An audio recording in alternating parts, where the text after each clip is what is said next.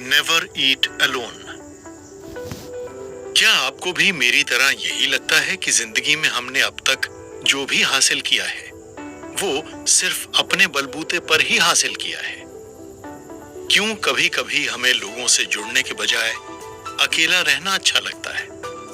और क्यों कभी कभी हमें किसी शादी या ऐसे ही सोशल फंक्शन में जाकर लोगों से मिलना जुलना बहुत अच्छा लगता है?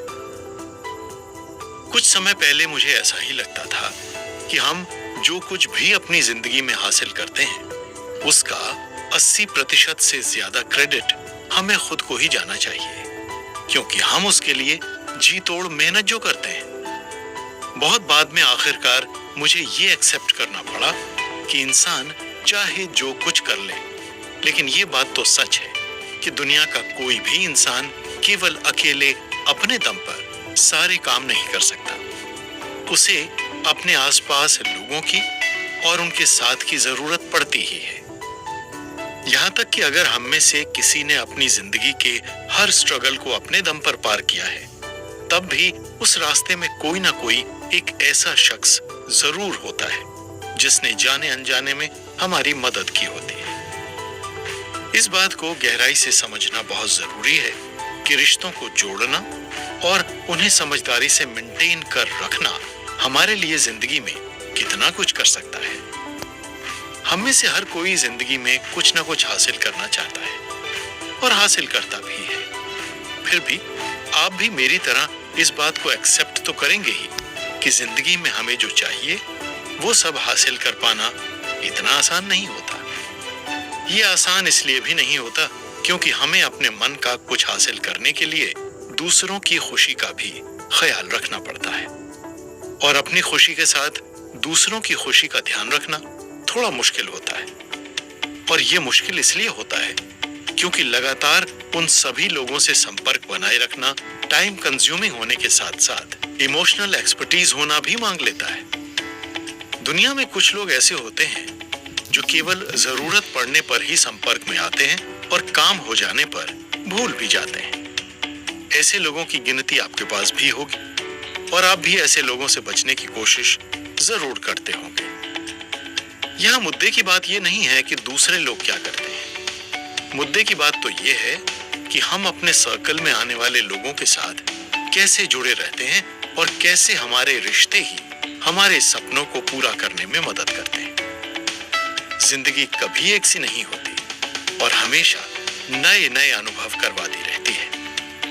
वैसे आज के दौर में संबंधों को मेंटेन करने के लिए ज्यादा मशक्कत करने की जरूरत नहीं पड़ती, क्योंकि LinkedIn, Twitter, Facebook, WhatsApp, Telegram जैसे सोशल प्लेटफॉर्म का उपयोग करते रहने से अपना नेटवर्क रोज रोज थोड़ा मजबूत बनाया जा सकता है, जो वक्त पड़ने पर हमारी रुचियों और लक्ष्यों को हासिल करने में हमारी सहायता कर सकता है। हम अच्छी से अच्छी शिक्षा हासिल करने के लिए बहुत मेहनत करते हैं, बहुत पैसा इन्वेस्ट करते हैं, लेकिन अफसोस की बात तो यह है कि हम सब कुछ करते हुए उन बेसिक बातों को सीखना पीछे छोड़ देते हैं जो हमारे लिए सबसे ज्यादा इंपॉर्टेंट होती हैं। वो बात है कैसे और किस हद तक हम लोगों पर विश्वास करते हैं और उनका विश्वास जीतकर उन्हें अपनी जिंदगी में शामिल करते हैं। विश्वास का ये रिश्ता किसी दोस्त के रूप में भी हो सकता है, किसी पड़ोसी के रूप में भी हो सकता है, या किसी अजनबी के रूप में कोई और नाम भी हो सकता है इस रिश्ते का। हमारी सफलता केवल दो बातों पर डिपेंड करती है, और वो दो बातें हैं कि हम कैसे लोगों से जुड़ते हैं और दूसरों के लिए हम ऐसा क्या करते हैं जो उनकी जिंदगी में बदलाव लाता है। जिंदगी की सबसे कीमती पूंजी पैसा कभी नहीं होती, लेकिन पैसा बनाने के लिए रिश्तों को बनाना, उनसे सीखना जरूरी होता है। ये वो सामाजिक पूंजी है जिसकी बदौलत हम वो सब हासिल कर सकते हैं जो हम पाना चाहते हैं। ये कहना मेरा नहीं है, ये कहना है नेवर ईट अलोन किताब के लेखक कीथ फेराज जी का। उनका कहना है कि हम किस तरह के लोगों के बीच रहते हैं, केवल उसी पर हमारा मूड, हमारी तबीयत और सक्सेस निर्भर करती है।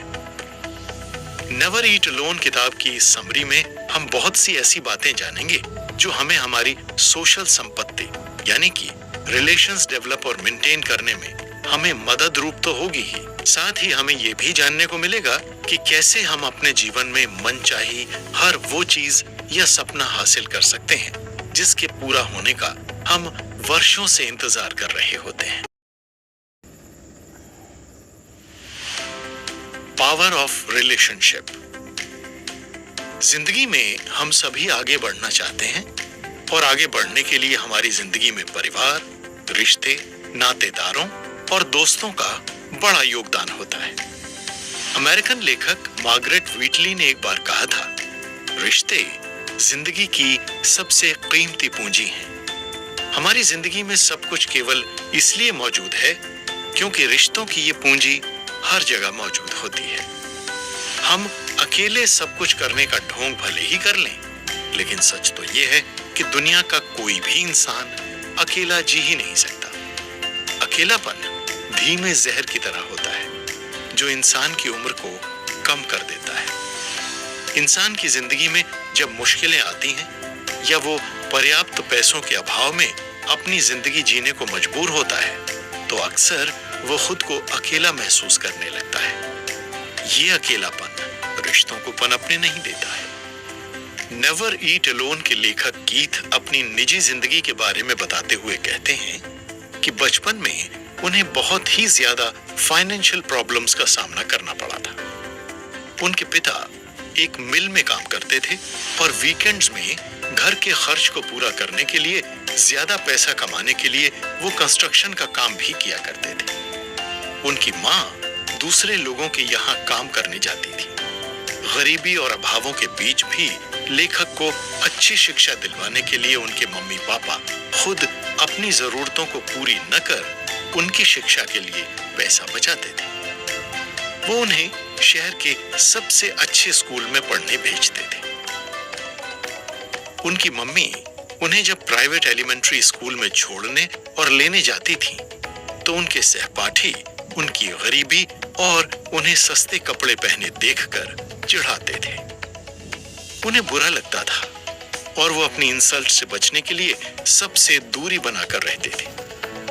वो कहते हैं कि उनका वो अनुभव कड़वा जरूर था, लेकिन उनके उसी अनुभव ने बाद में उन्हें जिंदगी में और आगे बढ़ने के लिए उनके स्ट्रगल के वक्त एक तरह से फ्यूल का काम किया।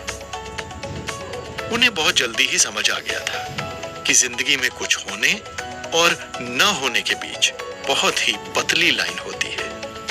उनकी गरीबी पर उन्हें कई बार गुस्सा भी आता था। वो बताते हैं कि उनके सहपाठी उनसे बात करने से दूर भागते थे।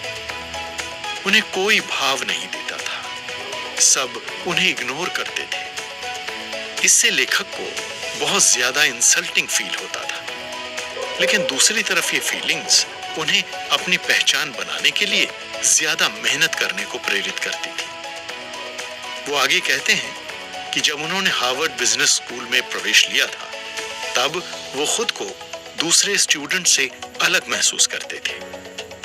उनके ऐसा महसूस करने का कारण ये था कि वो खुद को ऐसे लोगों के बीच घिरा हुआ पा रहे थे जो कोई मेहनत किए बिना ऐशो आराम की जिंदगी गुजार रहे थे।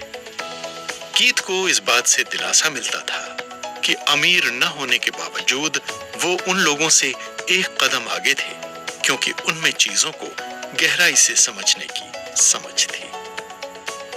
सच पूछें तो अमीर लोगों को गौर से देखने के बाद कीथ को रिश्तों की अहमियत का एहसास हुआ था। जब वो छोटे थे तो एक लोकल क्लब में अमीर लोगों के बैग उठाने का काम किया करते थे। उस क्लब में जब कीथ उनका बैग उठाकर उनके पीछे पीछे चलते तो अक्सर उनकी बातों को बड़े ही ध्यान से सुनते थे।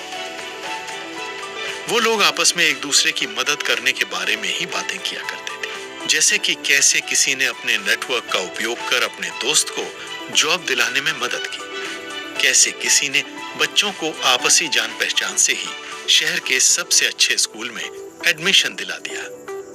ऐसी बहुत सी बातें कीथ को अक्सर सुनने को मिला करती थी।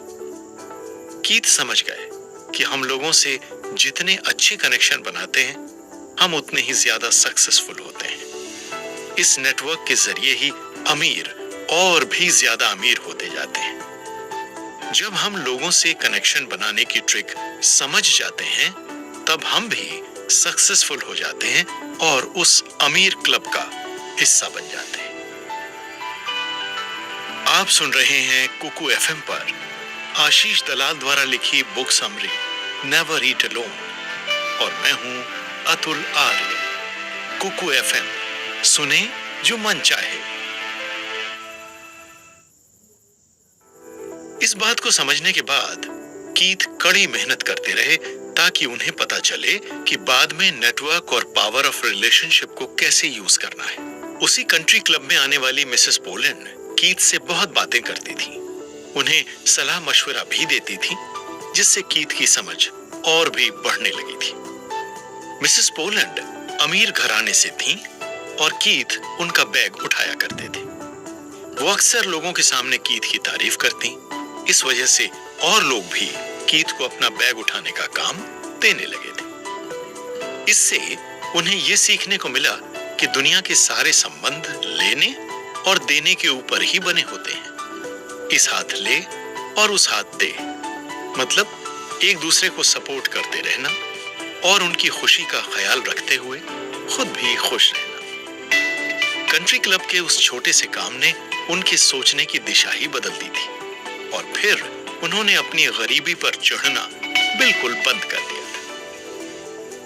लेखक कहते हैं कि गरीबी पैसों की कमी की वजह से नहीं होती है, ये तो उस तरह के लोगों से दूरी बनाकर जीने से होती है जो गरीबी को मिटाने के लिए मददगार साबित हो सकते हैं। धीरे धीरे उन्हें यह विश्वास हो गया कि किसी भी इंसान की गरीबी कुछ हद तक उसकी खुद के कारण ही होती है, क्योंकि गरीब इंसान अपनी गरीबी को हमेशा के लिए मिटाने की जगह उससे दूर भागने की कोशिश करता है। वो आगे कहते हैं कि जिंदगी एक खेल की तरह होती है। जो इंसान किसी भी खेल को खेलने के नियमों को अच्छी तरह से जानता है और अच्छी तरह से खेलता है, वो हमेशा उस खेल में जीतता है। जिंदगी भी तो ऐसी ही होती है। जो इंसान सही इंसान की पहचान करना जानता है और सही तरीके से उनसे रिश्ते जोड़ने की ताकत का इस्तेमाल करता है, वो इंसान जिंदगी में बहुत आगे तक जाता है, भले ही उस इंसान को अपनी जिंदगी की शुरुआत किसी के सहयोगी के रूप में काम करने से क्यों ना करनी पड़े। आज दुनिया में जितने भी सफल इंसान हुए हैं या जितने भी अमीर लोग हैं, वो सफल और अमीर केवल अपने नसीब और मेहनत के बलबूते पर नहीं है। उनकी सफलता का राज कहीं ना कहीं पावर ऑफ रिलेशनशिप में भी छिपा हुआ है।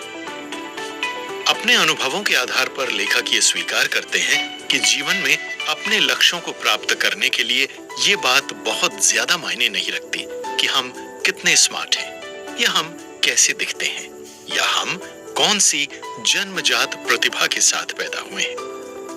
इंपॉर्टेंट तो ये बात है कि हम कहां से आए हैं और हमने शुरुआत कहां से की है। जब हम इस सवाल के जवाब को ढूंढ निकालते हैं तो किसी भी काम में सफल होने के लिए फिर ज्यादा वक्त नहीं लगता है।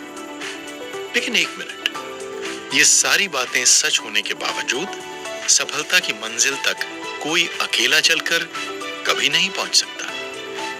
अपने काम के दौरान ही कीथ ने सीखा कि सक्सेस खून पसीना एक करके पैसे और टैलेंट से हासिल तो की जा सकती है, लेकिन ये किसी भी इंसान को बहुत दूर तक नहीं ले जा सकती।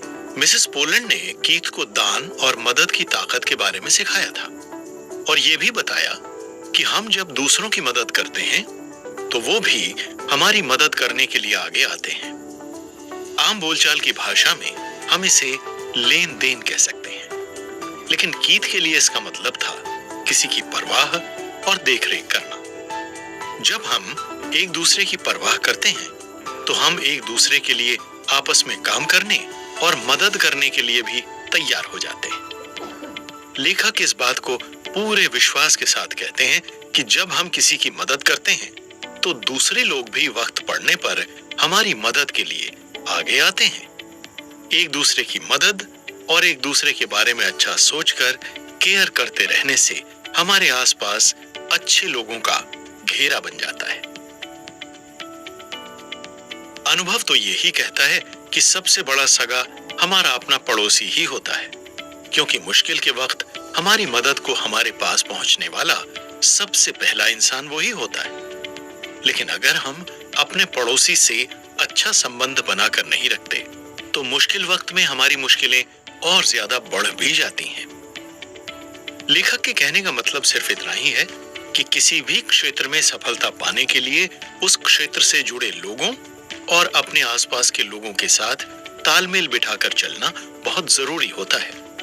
ऐसा करने से मंजिल तक पहुंचने के रास्ते काफी हद तक आसान हो जाते हैं। लेखक आगे कहते हैं कि उनके खुद के जीवन और करियर में पावर ऑफ रिलेशनशिप सफलतापूर्वक प्रयोग करने के बाद उन्हें विश्वास हो गया था कि लोगों से कनेक्ट करना जिंदगी का सबसे महत्वपूर्ण काम है और इस काम को सभी को सीखना बहुत जरूरी है। हम अक्सर उन्हीं लोगों के बीच रहना पसंद करते हैं जिनके साथ हमारी फाइन ट्यूनिंग होती है और जिन्हें हम जानते हैं, पसंद करते हैं। पर जिंदगी में पूरी तरह सफल होने के लिए हर स्वभाव के इंसान के साथ जुड़ना और उसे समझना भी जरूरी है। हमें कभी भी अपने से ज्यादा जानकार लोगों से मदद मांग लेने से झिझक या कोई शर्म, संकोच महसूस नहीं करना चाहिए। वैसे इस बारे में एक कहावत भी है कि बेर उसी के बिकते हैं जो अपना मुंह खोलता है या बोलता है। लेखक इस बात को भी स्वीकार करते हुए कहते हैं कि अपना नेटवर्क बनाने का मतलब ही ये है कि हम दूसरे लोगों को सफल होने में मदद करें और उनसे कुछ पाने की उम्मीद से ज्यादा उनकी हर संभव मदद करें। नए नए लोगों से मिलते रहने से बहुत कुछ नया सीखने को मिलता है और यहीं से पावर ऑफ रिलेशनशिप डेवलप होती है। अगर हम केवल अपने बारे में ही सोचते हैं और केवल अपना स्वार्थ पूरा करने के लिए ही लोगों से संबंध रखते हैं, तो ऐसे संबंध बहुत जल्दी टूट भी जाते हैं। पावर ऑफ रिलेशनशिप की पावर तभी देखने को मिलती है जब हम बिना अपना स्वार्थ देखे दूसरों की मदद को आगे आते हैं। ये बिल्कुल वैसा ही है जैसे ताली बजाने के लिए दो हाथों की जरूरत पड़ती है।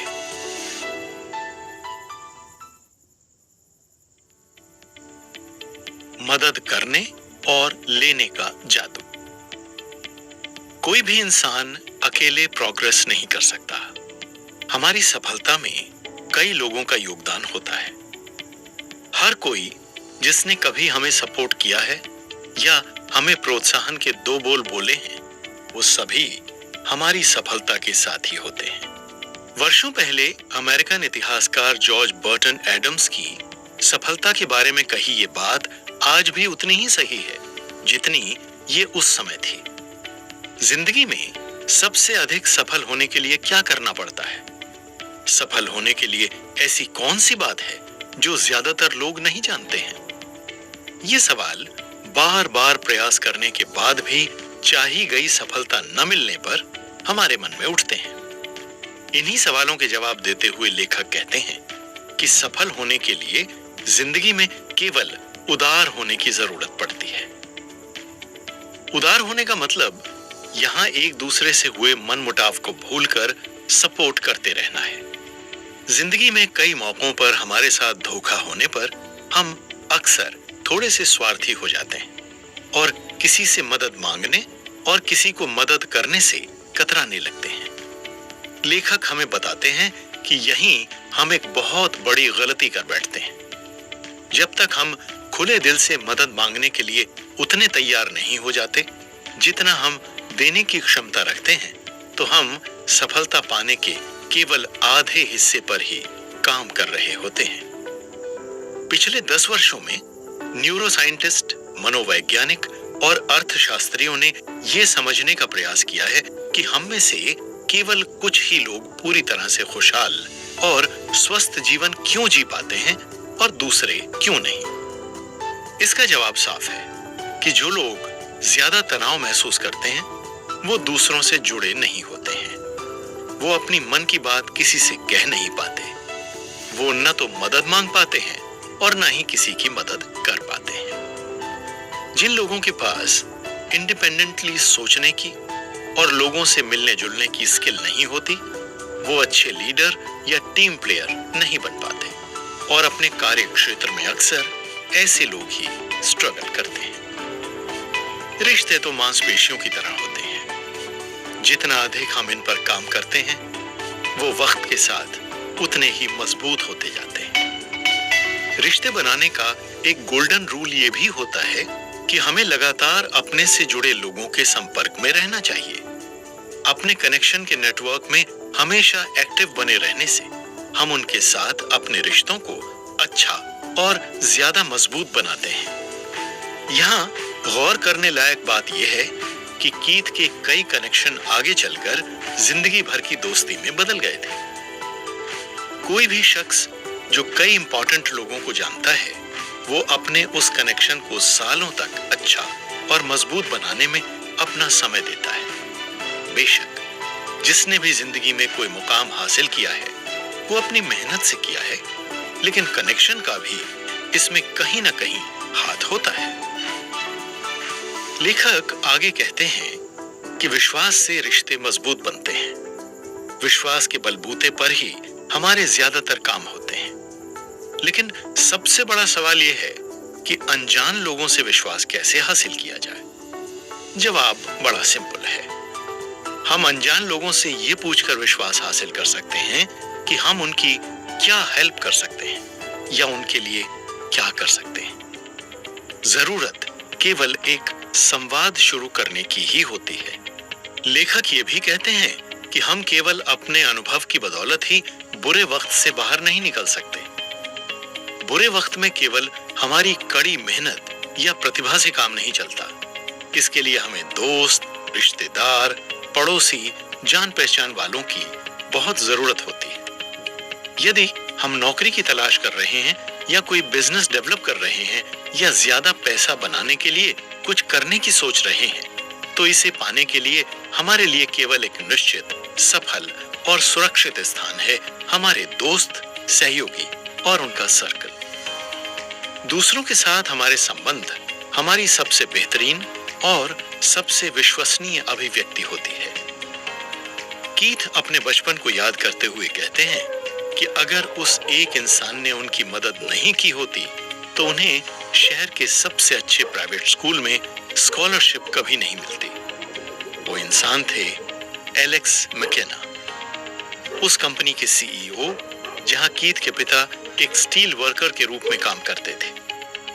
उनके पिता की ये दिली तमन्ना थी कि वो शहर के सबसे अच्छे स्कूल में पढ़ें और उन्होंने अपनी ये इच्छा एलेक्स के सामने रखी। एलेक्स ने उनकी हिम्मत की दाद दी और जिस प्राइवेट स्कूल में वो ट्रस्टी थे, वहां उन्होंने कीथ को स्कॉलरशिप दिलवाई थी। आज कीथ जिस मुकाम पर थे, वो उन लोगों की उदारता और मदद की वजह से थे। ऐसी मदद को स्वीकार करना ज्यादातर लोगों के लिए बहुत ही मुश्किल बात होती है, क्योंकि अपनी ईगो की वजह से वो किसी से कुछ लेना नहीं चाहते हैं। लेखक कहते हैं कि मदद लेना कोई बुरी बात नहीं है और मदद सीधे आसमान से आकर हमारी गोद में नहीं गिरती। इसके लिए हमें थोड़ी मेहनत करनी पड़ती है। हमें उन लोगों की तलाश करनी होगी जो हमारी मदद को आगे आ सके। ये बात अभी हमें समझने के लिए थोड़ी मुश्किल लग सकती है, लेकिन जैसे जैसे हमें नेटवर्क की इंपॉर्टेंस समझ आने लगेगी, हमें ये एहसास होने लगेगा कि लोगों से सही कनेक्शन बनाना कितना जरूरी होता है। हो सकता है कि कभी हमने लोगों से जॉब पाने के लिए मदद मांगी हो और इससे हमें शर्म महसूस हुई हो कि हमें जॉब पाने के लिए भी किसी और की मदद मांगनी पड़ रही है। लेकिन सच तो यह है कि सक्सेसफुल होने के लिए हमें पूछने और मदद मांगने के लिए हमेशा ही तैयार रहना होगा। कीथ आगे कहते हैं कि कनेक्शन वो ताकत है जो किसी भी इंसान के जीवन को बदल सकती है। अगर हम बहुत ही कम समय में सक्सेसफुल होना चाहते हैं, तो पहले हमें ये गिनती बंद करनी होगी कि हमने कितने लोगों से मदद मांगी और इसके बदले में हमें उन्हें कुछ लौटाना भी होगा। यानी हमें अपना नजरिया बदलने की जरूरत है।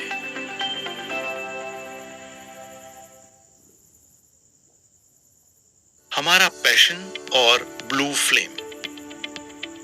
हम में से हर कोई अपनी जिंदगी में बहुत कुछ अचीव करना चाहता है।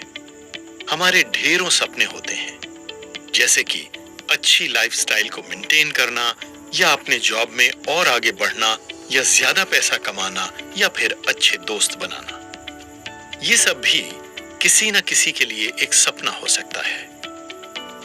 एक बार हमें जब ये पता चल जाता है कि हम अपनी जिंदगी में क्या पाना चाहते हैं, तो उन सब चीजों को पाने के लिए प्लान ऑफ एक्शन बनाना बहुत आसान हो जाता है।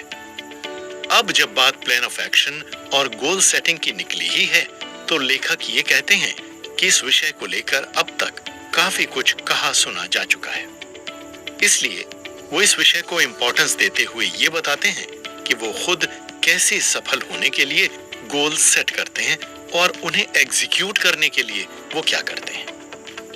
लेकिन इससे पहले वो गोल सेटिंग के बारे में कहते हैं कि गोल सेटिंग यानी अपनी जिंदगी के लक्ष्य को सेट करने का प्रोसेस हमारी आदत होना चाहिए।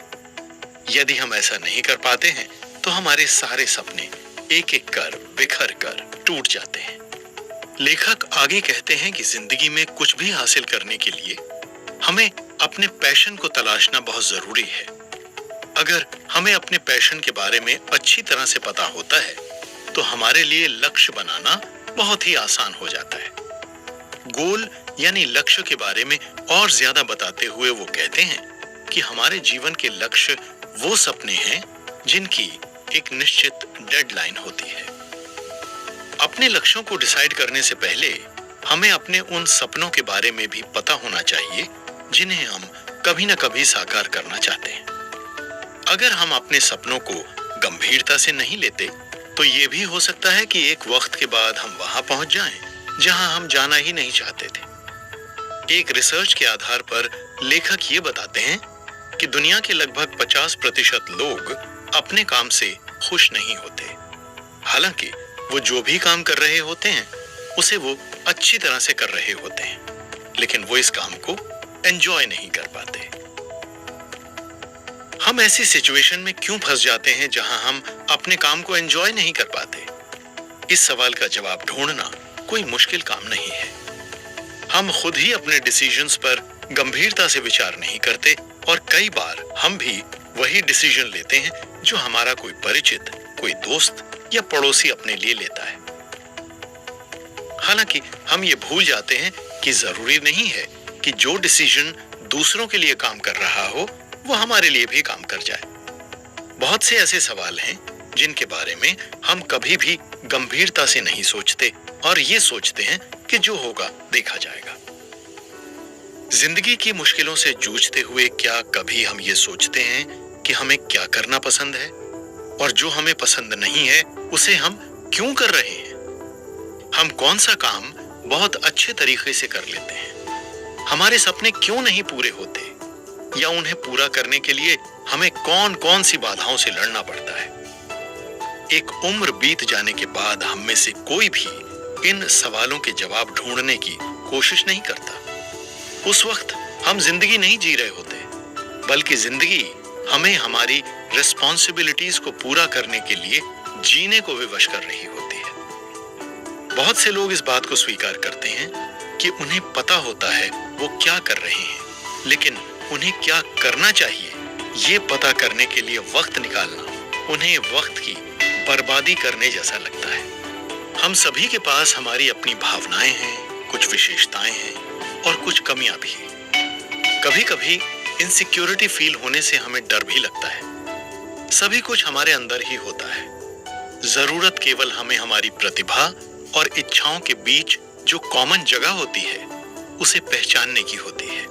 लेखक हमारी प्रतिभा और इच्छाओं के बीच की उस कॉमन जगह को ब्लू फ्लेम कहते हैं, जहां से हमारा पेशेंस और हमारी एबिलिटी एक ही साथ डेवलप होना शुरू करते हैं। जब ये ब्लू फ्लेम या नीली रोशनी हमारे अंदर डेवलप होनी शुरू होती है तो ये हमें उस स्थान तक पहुंचाने में बहुत मदद करती है जहां हम पहुंचना चाहते हैं। ये ब्लू फ्लेम हमारे जीवन के उद्देश्य को निर्धारित करने में मदद करती है। अपने अंदर की इस ब्लू फ्लेम की वजह से ही लोग असाधारण काम कर जाते हैं। जब हम अपने पैशन को फॉलो करना शुरू करते हैं तो हम खुद को एक ऐसे रास्ते पर ले आते हैं जो हमेशा से हमारे इंतजार में था। इस पैशन की वजह से जिस जीवन की कल्पना हम कर रहे थे उसे जीना हम शुरू कर देते हैं। जोसेफ कैम्पबेल की कही ये बात सही तो है, लेकिन मेरी तरह आपको भी ये सवाल सता रहा होगा कि हम अपने पेशेंस का पता कैसे लगा सकते हैं। हमारे इसी सवाल का जवाब देते हुए लेखक हमें ये बताते हैं कि सभी अच्छे निर्णय अच्छी जानकारी से आते हैं। अपना पेशेंस, अपनी खुशी और अपने अंदर की ब्लू फ्लेम का पता भी हम अच्छी जानकारी की बदौलत ही लगा पाते हैं। अच्छी जानकारी पाने के केवल दो ही सोर्स हैं, एक जो हमारे भीतर से आता है और दूसरा जो हमारे आसपास के लोगों से आता है। अपने लक्ष्यों और सपनों का सेल्फ एनालिसिस करने के कई तरीके होते हैं। कुछ लोग इसे प्रार्थना के जरिए करते हैं, कुछ लोग ध्यान करते हैं या पढ़ते हैं, कुछ कसरत करते हैं और कुछ लंबे समय तक एकांत की तलाश करते हैं। लेखक इस बात को और अच्छी तरह से एक्सप्लेन करने के लिए अपना अनुभव शेयर करते हुए बताते हैं कि वो अपना पेशेंस, अपनी खुशी और अपने अंदर की ब्लू फ्लेम का पता लगाने के लिए अपने मन में आने वाली सभी बातों को एक डायरी में लिख लेते हैं। वो अपने जीवन में जो हासिल करना चाहते हैं उसे एक कॉलम में लिखते हैं और दूसरे कॉलम में उन सभी चीजों को लिखते हैं जो उनको खुशी और आनंद देती हैं। ये कोई उपलब्धि या वो बातें भी हो सकती हैं जो आगे बढ़ने को प्रेरित करती हैं। ये सब अनुभव, जानकारी और बातें अपने भीतर अपना सेल्फ एनालिसिस करने से ही आती हैं।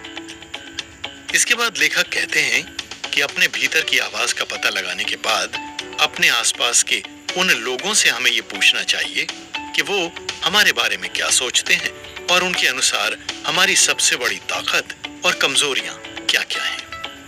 उनसे हमें ये भी पूछना चाहिए कि वो हमारे बारे में क्या पसंद करते हैं और हमें आगे बढ़ने के लिए क्या वो किसी तरह हमारी मदद कर सकते हैं। ऐसा करना हमें बकवास करने जैसा या वक्त बर्बाद करने जैसा लग सकता है, लेकिन लेखक पूरे विश्वास के साथ कहते हैं कि ऐसा करने से जो जानकारी हमें मिलती है और जो इनपुट हमें दूसरों से मिलता है वो हमें ये तय करने में बहुत मदद करता है कि हमारे जीवन का उद्देश्य क्या होना चाहिए या हमें क्या करना चाहिए। हमारी महत्वाकांक्षाएं उस जापानी मछली की तरह होती हैं जिसे जितने बड़े तालाब में रखा जाता है वो उसी तालाब के आकार के अनुसार बढ़ती है। वैसे ही हमारी उपलब्धियां हमारे सपनों के आकार के अनुसार ही बढ़ती हैं और उतनी ही बढ़ती हैं जितना हम उसे पाने के लिए लोगों के संपर्क में रहते हैं। एक सपने को हकीकत में बदलने के लिए कड़ी मेहनत और अनुशासन की आवश्यकता होती है। सपने सभी देखते हैं, लेकिन जो अपने सपनों को डिसिप्लिन्ड करना जानते हैं वो उसके साथ एक मिशन को लेकर चलते हैं। मिशन अक्सर जोखिम भरा होता है और बिना डिसिप्लिन के उसे पाना मुश्किल ही होता है, लेकिन जिस तरह अनुशासन एक सपने को एक मिशन में और एक मिशन को वास्तविकता में बदल देता है, वो सब वास्तव में लक्ष्य को डिसाइड करने के प्रोसेस में आता है। लेखक आगे कहते हैं कि अपने लक्ष्यों को कागज पर उतारना ही काफी नहीं है। ये उस पेंटिंग की तरह होता है जिसे बनाने के लिए पेंटर अपने मन में उसकी कल्पना करता है और फिर अपने कौशल और पेंटिंग बनाने के काम में आने वाले टूल्स की मदद से उसे कैनवास पर आकार देता है। ठीक ऐसे ही अपने लक्ष्यों को हासिल करने के लिए विचार, दृढ़ संकल्प, दृढ़ता और विश्वास की आवश्यकता होती है। लेखक रिलेशनशिप और नेटवर्क डेवलप करने के लिए एक टूल के बारे में बताते हैं जिसे वो रिलेशनशिप एक्शन प्लान कहते हैं। इसके बारे में और ज्यादा बताते हुए वो कहते हैं कि रिलेशनशिप टूल को यूज करना बड़ा ही आसान है। पहले हमें अपने लक्ष्य को डिसाइड कर उसे मिशन की तरफ लेकर आगे बढ़ना है और फिर उस लक्ष्य को हासिल करने के लिए जानकार लोगों की तलाश कर उनसे मदद लेने की पहल करना है। इसका अर्थ है कनेक्ट करने के लिए हमें एक माध्यम चुनना है, लेकिन सबसे ज्यादा महत्वपूर्ण है उदारता के साथ नेतृत्व करने का एक तरीका खोजना। हमारे हर एक लक्ष्य के साथ एक निश्चित डेडलाइन होनी चाहिए। बिना डेडलाइन के किसी भी लक्ष्य को पूरा कर पाना असंभव है। अपने लक्ष्यों तक पहुंचना मुश्किल हो सकता है, लेकिन अगर हमारे पास शुरू करने के लिए लक्ष्य हैं, उन्हें प्राप्त करने के लिए एक प्लान ऑफ एक्शन है और मदद करने के लिए विश्वसनीय दोस्तों का ग्रुप है, तो हम कुछ भी हासिल कर सकते हैं। कहने का मतलब यही है कि हम जीवन में कहां तक जाना चाहते हैं और वहां तक पहुंचने के लिए नेटवर्क है, तो हमारे बीच एक उम्मीद होती है जिसके सहारे कोई भी सफलता के शिखर पर पहुंच सकता है।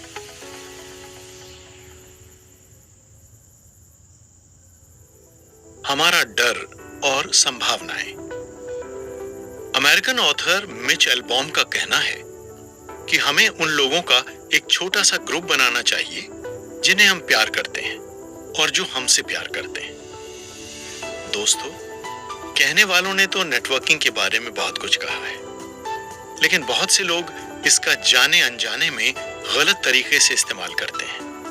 अगर हम केवल अपनी जरूरत के वक्त ही लोगों से संपर्क करना शुरू करते हैं, तो इससे नेटवर्क मजबूत होने के बजाय कमजोर हो जाता है। वास्तव में जिन लोगों के पास दोस्तों का सबसे बड़ा ग्रुप होता है, वो अच्छी तरह से जानते हैं कि उन्हें किसी भी चीज की जरूरत होने से बहुत पहले ही उन तक पहुंचना होता है। अपनी बात समझाने के लिए कीथ उदाहरण देते हुए कहते हैं कि उनकी मुलाकात एक बार जॉर्ज नाम के 20 साल के लड़के से हुई थी, जो न्यूयॉर्क में किसी पीआर एजेंसी में काम करता था और भविष्य में खुद की पीआर एजेंसी खोलने के सपने देखा करता था। लेखक ने जब उससे बातों के दौरान पूछा कि क्या उसने अपनी पीआर एजेंसी शुरू करने के लिए प्रोस्पेक्टिंग कस्टमर से मिलना शुरू किया है, तो जॉर्ज ने उन्हें ना में जवाब देते हुए कहा कि वो ये काम अपनी एजेंसी खोलने के बाद ही करेगा। लेखक जॉर्ज के उदाहरण के जरिए यही कहना चाहते हैं कि जिस किसी भी क्षेत्र में हम कोई नया काम शुरू करने की योजना बना रहे होते हैं, तो उस क्षेत्र से जुड़े लोगों से संपर्क करना हमें उस काम के शुरू करने से बहुत पहले ही कर देना चाहिए। ऐसा करने से फायदा ये होता है कि हमारे आसपास के जान पहचान वाले लोगों से ही हमें ऐसे लोगों के बारे में पता चल जाता है जो हमारे लक्ष्यों को पूरा करने में मदद करने के लिए हमारे साथ जुड़ सकते हैं। हम क्या कर सकते हैं या हम जो सपना देख रहे होते हैं उसे साकार करने के लिए हमें इसी वक्त से शुरुआत कर देनी चाहिए। German poet Johann Wolfgang von Goethe की कही ये बात हम सभी के सपनों और लक्ष्यों को पूरा करने के लिए उतनी ही सही है जितना हम खुद पर विश्वास करते हैं। लेखक अपने जीवन की पुरानी यादों के बारे में कहते हैं कि उनके पिता ने उन्हें सिखाया था कि मदद मांगने पर कोई ज्यादा से ज्यादा ना ही कह सकता है, लेकिन अगर ना सुनने के डर से मदद मांगने से डर जाएंगे तो हम खुद का ही नुकसान कर बैठेंगे। आखिरकार हर किसी को खुद से पूछना होगा कि वो क्यों बार बार असफल होते हैं। हम सब करते हैं, सब जानते हैं, तो गलती कहां कर जाते हैं? ये सवाल सक्सेस और फेलियर का नहीं है। सवाल ये है कि हम किस तरह के लोगों के बीच उठते बैठते हैं और मदद मांगने की पहल करते हैं, क्योंकि उसी पर हमारी सफलता का ग्राफ निर्भर करता है। इंसान का ये स्वभाव होता है कि वो अपने जैसे लोगों के बीच ही उठना बैठना पसंद करता है। हम अगर इंट्रोवर्ट हैं तो गिने चुने लोगों के बीच ही रहना पसंद करते हैं। उसी तरह जो लोग एक्सट्रोवर्ट होते हैं और लोगों से मिलना पसंद करते हैं, तो वो उसी तरह के लोगों के बीच रहना पसंद करते हैं। यहाँ लेखक इंसान के इस स्वभाव को लेकर कहते हैं कि हमें अपनी शर्म छोड़कर हर तरह के लोगों से मिलने की हिम्मत जुटानी होगी, तभी हम कम समय में ज्यादा सफलता पा सकते हैं। जब हम अपने उत्साह को शेयर करने वाले दूसरे लोगों के साथ कुछ ऐसा कर रहे होते हैं, तो हम सबसे ज्यादा कंफर्टेबल फील करते हैं। इसलिए हमें कांटेक्ट बनाते रहने का अभ्यास करते रहना चाहिए।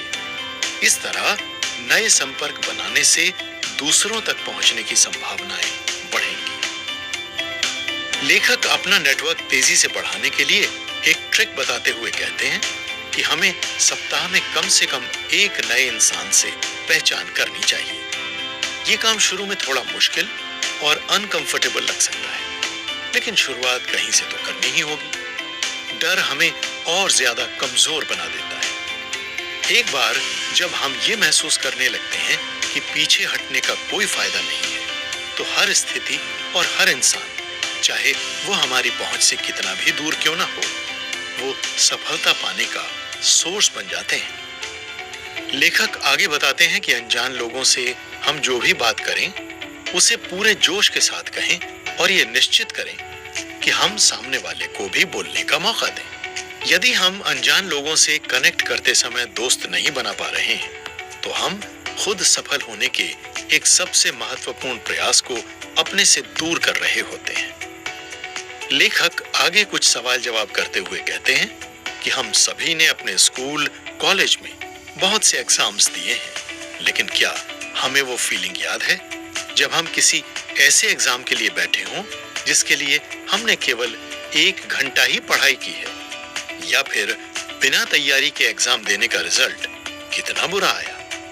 हम अगर बिना किसी तैयारी के कोई नया कनेक्शन बनाने की कोशिश करते हैं, तो हम वो कनेक्शन बनाने में फेल हो जाते हैं, क्योंकि हम उसके लिए तैयार ही नहीं होते।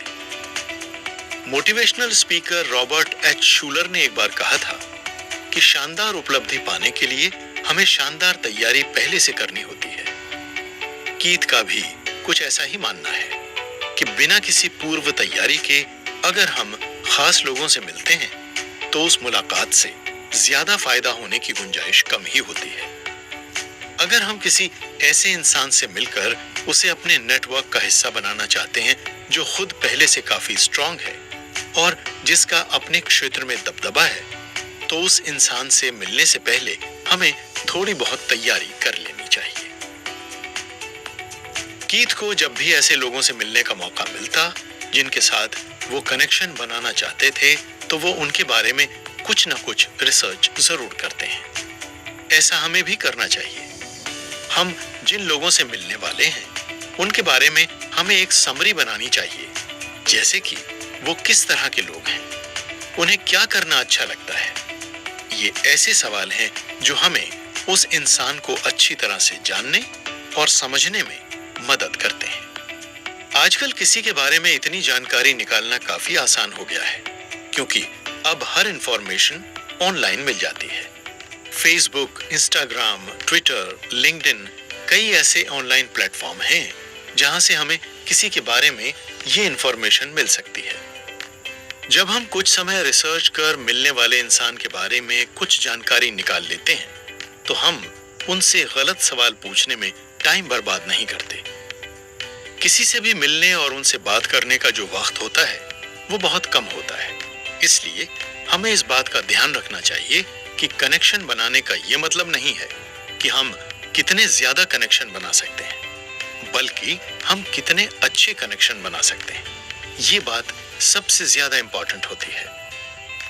लेखक इस बारे में अपना एक और अनुभव शेयर करते हुए बताते हैं कि जब उन्हें मिल्कन्स इंस्टीट्यूट ग्लोबल कॉन्फ्रेंस अटेंड करनी थी, तो उन्होंने उन लोगों के बारे में रिसर्च की जो कॉन्फ्रेंस के दौरान उन्हें मिल सकते थे। कीथ ने इस बात का ध्यान रखा कि उन टॉप लीडर्स और सीईओ से होने वाली बातचीत काम की और गहरी होनी चाहिए, जिसमें कोई भी फिजूल की बात शामिल ना हो। क्योंकि इंपॉर्टेंट लोगों से कई लोग मिलने आते हैं, तो हमें उनसे उन चीजों के बारे में ही बात करनी चाहिए जिससे वो हमें याद रख सकें। अगर हम ऐसा करने में कामयाब हो जाते हैं, तो हम उनके साथ न सिर्फ कनेक्शन बना पाएंगे, बल्कि वो लोग हमसे इम्प्रेस भी होंगे। और कीथ ने उस वक्त बिल्कुल ऐसा ही किया था।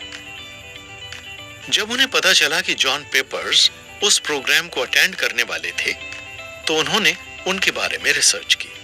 वो जानते थे कि जॉन, जो पहले प्रॉक्टर एंड गैम्बल के सीईओ थे, और उन्होंने उसी येल यूनिवर्सिटी से पढ़ाई की थी जहां कीथ पढ़े थे। इस जानकारी के आधार पर कीथ समझ गए कि जॉन रॉबिन विक्स के बारे में जरूर जानते होंगे, जो उनकी यूनिवर्सिटी के एक सम्मानित प्रोफेसर थे। जॉन से मुलाकात के दौरान जब कीथ ने उस प्रोफेसर का जिक्र किया, तो उनके बीच बातचीत का सिलसिला और ज्यादा आसान हो गया था।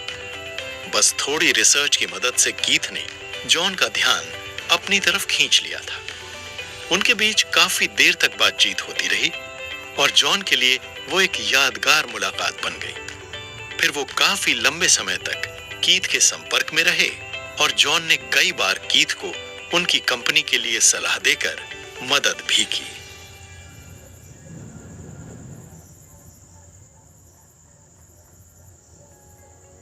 Cold calling.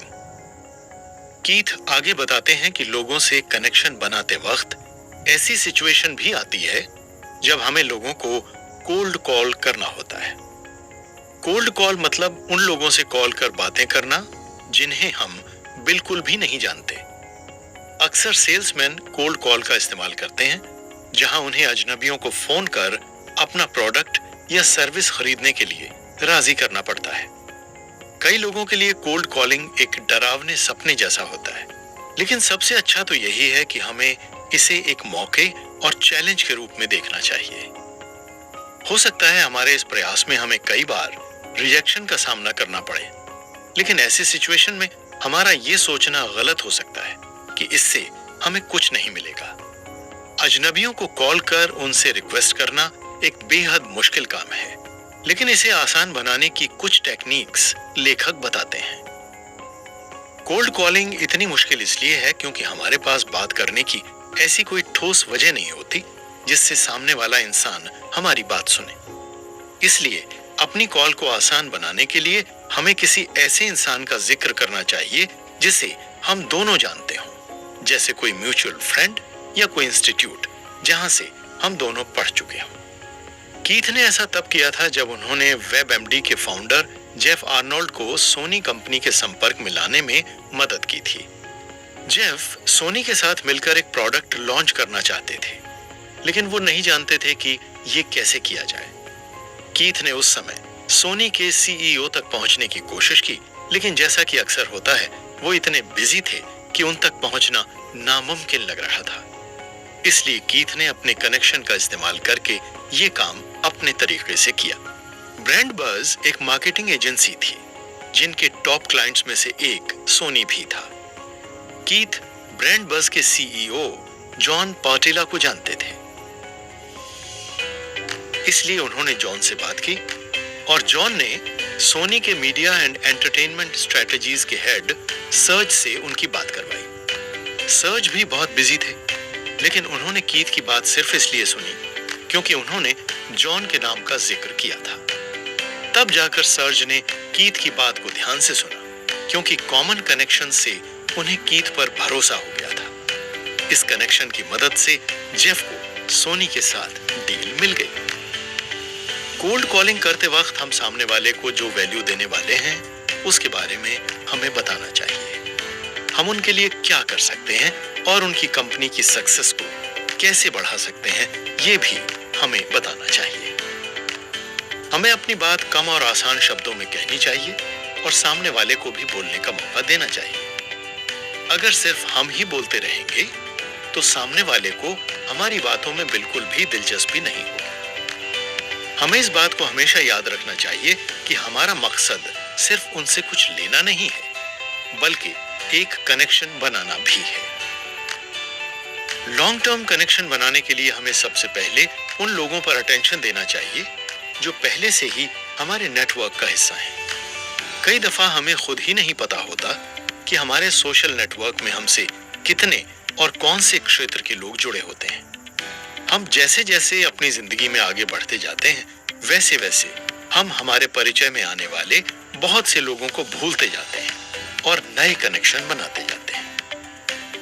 लेखक कहते हैं कि यही सबसे बड़ी भूल हम सभी अपनी जिंदगी में करते हैं। हमें कनेक्शन बनाने के साथ साथ पुराने लोगों के साथ भी किसी न किसी बहाने कनेक्ट रहना चाहिए। लेखक के अनुसार हमें लोगों को अपनी लिस्ट में शामिल करने के लिए समय निकालना चाहिए।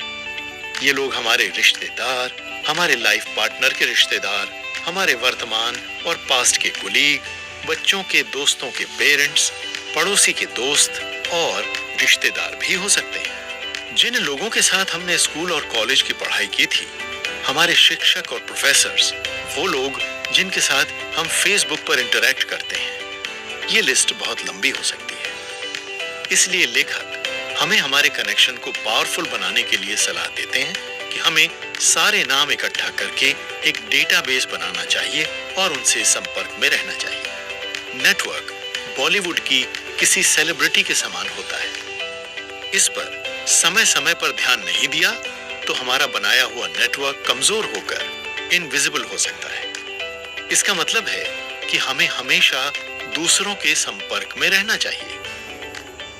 हमें अपने मित्रों और संपर्कों के बीच सक्रिय रहने के लिए कड़ी मेहनत करनी चाहिए, लेकिन इसका मतलब यह नहीं है कि हमें इसके लिए लंबे समय तक काम करने की जरूरत है। कुछ लोग सोचते हैं कि नेटवर्क बनाने के लिए मीटिंग और फोन कॉल के माध्यम से दिन के 18 घंटों की जरूरत होती है। सप्ताह के केवल कुछ घंटों की बदौलत ही हम अपना नेटवर्क सेट कर सकते हैं, और एक बार जब यह सेट हो जाता है तो फिर हमें वो सब करने के लिए बहुत वक्त मिलता है जो हम करना चाहते हैं। लेखक आगे कहते हैं कि हमें लोगों की क्षमता को कम करके नहीं आंकना चाहिए। जब हम लोगों से मिलें तो उनके बीच की केमिस्ट्री पर हमें खास ध्यान देना चाहिए, और अगर फिर भी असफलता हाथ लगे तो बिल्कुल भी घबराना नहीं चाहिए। यहां लेखक अब्राहम लिंकन का उदाहरण देते हैं। लिंकन ने अपने जीवन में कई व्यावसायिक, राजनीतिक और व्यक्तिगत असफलताओं का अनुभव किया था, लेकिन उन्होंने कभी भी अपनी किसी भी असफलता से अपने लक्ष्य को कमजोर नहीं पड़ने दिया था। लिंकन व्यापार में असफल रहे, वो एक किसान के रूप में असफल रहे, वो चुनाव में भी हारे, उनका नर्वस ब्रेकडाउन भी हुआ, उन्हें भूमि अधिकारी के रूप में नौकरी के लिए रिजेक्ट किया गया था, वो लगातार हारते रहे, और जब वो चुनाव जीते तो उन्हें स्पीकर बनने के लिए पर्याप्त वोट नहीं मिले। लगातार असफलताओं का सामना करते हुए आखिरकार वो अमेरिका के राष्ट्रपति पद तक पहुंचे। किसी भी सफल इंसान के पीछे असफलताओं की लंबी दास्तान होती है, लेकिन लिंकन की तरह अपने लक्ष्य को पाने के लिए लगातार डटे रहने से ही असफलताओं को जिंदगी से दूर किया जा सकता है। लिंकन को पता था कि अपने सपने साकार करने, आगे बढ़ने और अपने लक्ष्यों को वास्तविकता में बदलने का एकमात्र तरीका है अपनी असफलताओं से सीखते रहना और दोगुने जोश के साथ आगे बढ़ते रहना। लेखक आगे ये भी बताते हैं कि दोस्ती दो लोगों के बीच बिताए गए समय की गुणवत्ता से बनती है, क्वांटिटी से नहीं। एक गलत धारणा है कि एक बंधन बनाने के लिए दो लोगों को एक साथ काफी समय बिताने की जरूरत होती है। यह बात बिल्कुल भी सही नहीं है। अपने परिवार और काम के बाहर हम शायद उन लोगों की गिनती कर सकते हैं जिनसे हम महीने में एक आध बार मिलते हैं। यह बात बहुत मायने नहीं रखती कि हम उनसे कितनी बार मिलते हैं। हमें इस बात पर खास ध्यान देना चाहिए कि कौन सी एक्टिविटी करने में हमें और हमारे दोस्तों को मजा आता है, और यही एक बेस होता है क्वालिटी टाइम अपने कनेक्शंस के साथ बिताने का। हमारा जुनून दूसरे लोगों को हमारे बारे में ये जानने के लिए आकर्षित करता है कि हम कौन हैं और हम किस चीज की परवाह करते हैं, और यही एक वजह होती है कि लोग हमसे जुड़कर नेटवर्क का फायदा लेना चाहते हैं। जब हमारे संबंध मजबूत होते हैं तो हम व्यवसाय और करियर में ज्यादा सफल होते हैं। बेशक हम सभी को दोस्तों और परिवार के साथ भी या सिर्फ पढ़ने या आराम करने के लिए उचित समय निश्चित करने की जरूरत है। हमें यह सुनिश्चित करना चाहिए कि हम अपने जीवन में महत्वपूर्ण रिश्तों की उपेक्षा तो नहीं कर रहे हैं।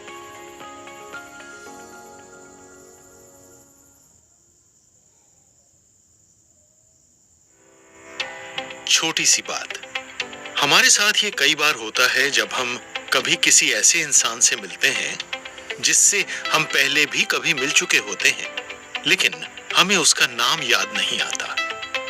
ये इसलिए होता है कि हम अपनी लाइफ में कुछ लोगों को बिल्कुल भी इंपॉर्टेंस नहीं देते, या फिर उन्हें याद रखने की कोशिश नहीं करते, या फिर उनसे एक बार मिलने के बाद फिर कभी उनसे संपर्क करने की कोशिश नहीं करते। लेखक बताते हैं कि किसी भी क्षेत्र में सफलता की कुंजी फॉलो अप है। फॉलो अप का दूसरों पर यह असर होता है कि वो आसानी से समझने लगते हैं कि हम उनकी कद्र करते हैं, इसलिए इसे किसी से मिलने के तुरंत बाद शुरू कर देना चाहिए। लेकिन और महत्वपूर्ण बात यह है कि फॉलो अप के दौरान किसी को भी ये याद ना दिलाएं कि वो हमारे लिए क्या कर सकते हैं। इसके बजाय हमें इस बात पर ध्यान देना चाहिए कि हम उनके लिए क्या कर सकते हैं। लेखक कनेक्शन के महत्व को समझाते हुए एक उदाहरण देते हुए कहते हैं कि सेल्स के पुराने मॉडल में एक सेल्स पर्सन का 80% समय मीटिंग करने और प्रेजेंटेशन देने में चला जाता था। बचा हुआ 20% ग्राहक के साथ संबंध विकसित करने में खर्च होता था। आज के दौर में स्मार्ट सेल्स पर्सन वास्तव में अपना 80% समय उन लोगों के साथ मजबूत संबंध बनाने में लगाते हैं जिनके साथ वो व्यापार करते हैं। अन्य लोगों के दिल और दिमाग पर कब्जा करने से स्नेह और विश्वास के विकास के साथ लॉन्ग टर्म रिलेशन डेवलप होते हैं। एक रिसर्च से पता चला है कि हमारे व्यक्तिगत कनेक्शंस में से केवल 17% अच्छे दोस्त होते हैं जिनसे हम अक्सर मिलते हैं। 55% लोग ऐसे होते हैं जिनसे हम कभी कभी ही मिल पाते हैं और 28% ऐसे होते हैं जिनसे एक बार मिलने के बाद मुश्किल से ही फिर कभी मिल पाते हैं। इसलिए ये जरूरी नहीं कि परिवार और करीबी दोस्तों जैसे मजबूत संपर्क ही सबसे शक्तिशाली साबित हो। इसके विपरीत अक्सर हमारे नेटवर्क में सबसे महत्वपूर्ण लोग वो भी होते हैं जो हमसे थोड़े से परिचित होते हैं। लेखक के अनुसार दोस्ती कनेक्शन बनाने के लिए नींव का पत्थर साबित होती है। हमें अपने दोस्तों के दोस्तों को अपने नेटवर्क में शामिल करने की कोशिश करते रहना चाहिए। इस इंटरकनेक्टिंग चेन से नेटवर्क बहुत तेजी से बढ़ता है और उसका फायदा भी उतनी ही तेजी से मिलता है। एक संपर्क उसके नेटवर्क में अन्य सभी से जुड़ने का इंपॉर्टेंट सोर्स हो सकता है। इसके जरिए हम सैकड़ों अन्य लोगों से कनेक्शन बना सकते हैं। लेकिन यहाँ ध्यान देने लायक बात यही है कि हमें उतना ही मिलता है जितना हम दूसरों को देते हैं। इसलिए लेखक ये कहते हैं कि हमें लोगों पर भरोसा करके उनकी मदद करते रहना चाहिए। लेकिन यहाँ सावधानी रखने वाली एक बात है। अन्य लोगों के कनेक्शन का उपयोग करते वक्त हमें ये बात ध्यान में रखनी चाहिए कि आखिर उनकी दिलचस्पी किस चीज में है और उनसे संपर्क बढ़ाने का हमारा लक्ष्य क्या है। दुनिया उसी की परवाह करती है जो दूसरों की परवाह करते हैं। इसलिए जितना हो सके हमें लोगों की मदद करनी चाहिए। अक्सर हमें यह डर लगा रहता है कि अजनबियों के साथ बात करने या संपर्क बढ़ाने से बहुत ज्यादा खतरा होता है। यह डर होना स्वाभाविक है क्योंकि किसी भी इंसान को जाने परखे बिना उन पर विश्वास नहीं किया जा सकता। हम अपने नए दोस्तों और सहयोगियों की अच्छाइयों को देखने के बजाय अपने और उनके बीच की बाधाओं को देखते हैं और इसी से उनसे संपर्क नहीं बना पाते। ये सुनने में भले ही छोटी सी बात है लेकिन बहुत इंपॉर्टेंट है। लेखक इस बात का सॉल्यूशन देते हुए कहते हैं कि इसके लिए हमें बातों का सिलसिला शुरू करना चाहिए। बातें करना हर किसी के लिए बहुत सहज नहीं होता, लेकिन छोटी छोटी बातें करने की शुरुआत करके हम अपनी इस झिझक को मिटा सकते हैं। हमें इस दिशा में प्रयास करने होंगे क्योंकि आजकल फेसबुक, ट्विटर और व्हाट्सएप की वजह से हम लोगों से मिलकर बातें करने से दूर होते जा रहे हैं। संचार के ये नए तरीके नए संबंध बनाने के लिए विशेष रूप से अच्छे नहीं हैं, क्योंकि इसके जरिए लोगों से बातें तो हो जाती हैं लेकिन रिश्ता नहीं बन पाता। संचार के ये साधन हमें टेक्निकली फायदा कर सकते हैं, लेकिन जब दोस्त बनाने की बात आती है तो ये बिल्कुल भी प्रभावी नहीं होता। यदि हमारे पास दृढ़ संकल्प और योग्य जानकारी है तो बातचीत किसी भी अन्य कौशल की तरह सीखी जा सकती है। लेखक का ये अपना अनुभव है कि जितना अधिक सफलतापूर्वक हम भाषा का प्रयोग करते हैं उतनी ही तेजी से हम जीवन में आगे बढ़ सकते हैं। हर इंसान में थोड़ी बहुत समानता तो होती है और अगर हम आपस में रही इन समानताओं के बारे में नहीं जानेंगे तो किसी से भी इमोशनली अटैच नहीं हो पाएंगे।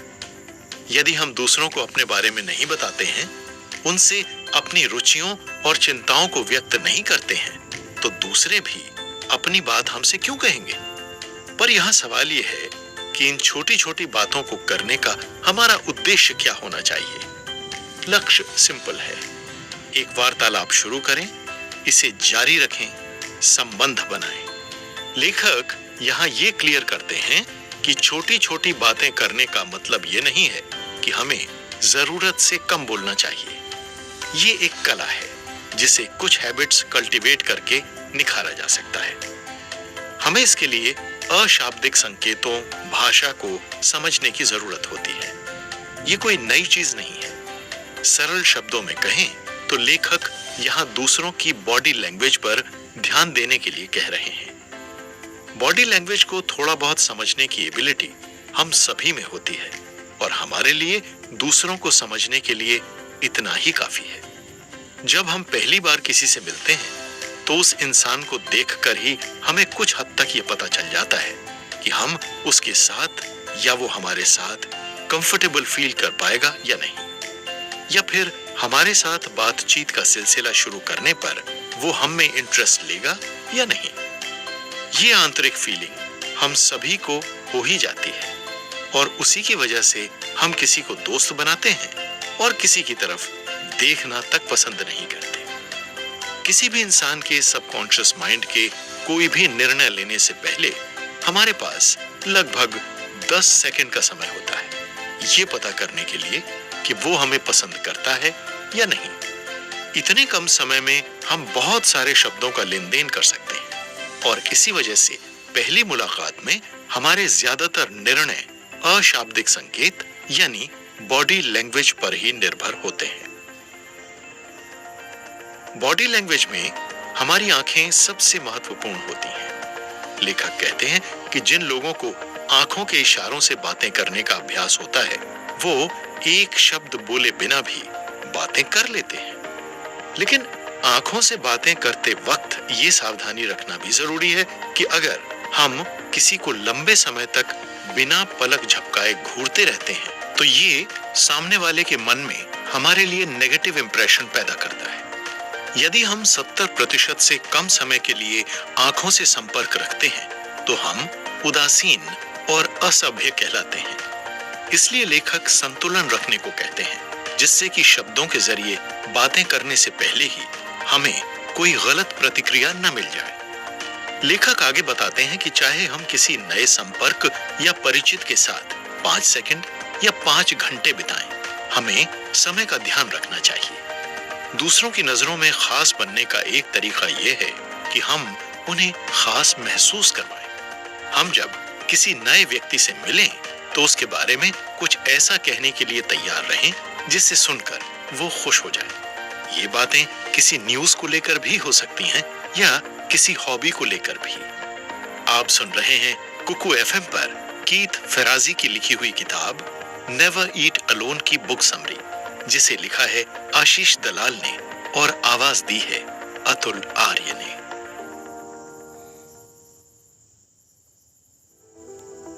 जोहरी मॉडल। लेखक अपने अनुभव के आधार पर बातें करने की टेक्निक के बारे में जोहरी विंडो मॉडल का उपयोग करने के लिए सुझाव देते हैं। जोहरी विंडो मॉडल लोगों को समझने और रिलेशनशिप डेवलप करने की एक टेक्निक है जिसे अमेरिकन साइकोलॉजिस्ट जोसेफ लफ्ट और हैरिंगटन इंगम ने डेवलप किया था। इस टेक्निक की मदद से हमें यह पता चलता है कि लोग दूसरों के सामने खुलकर कितनी बातें कर सकते हैं।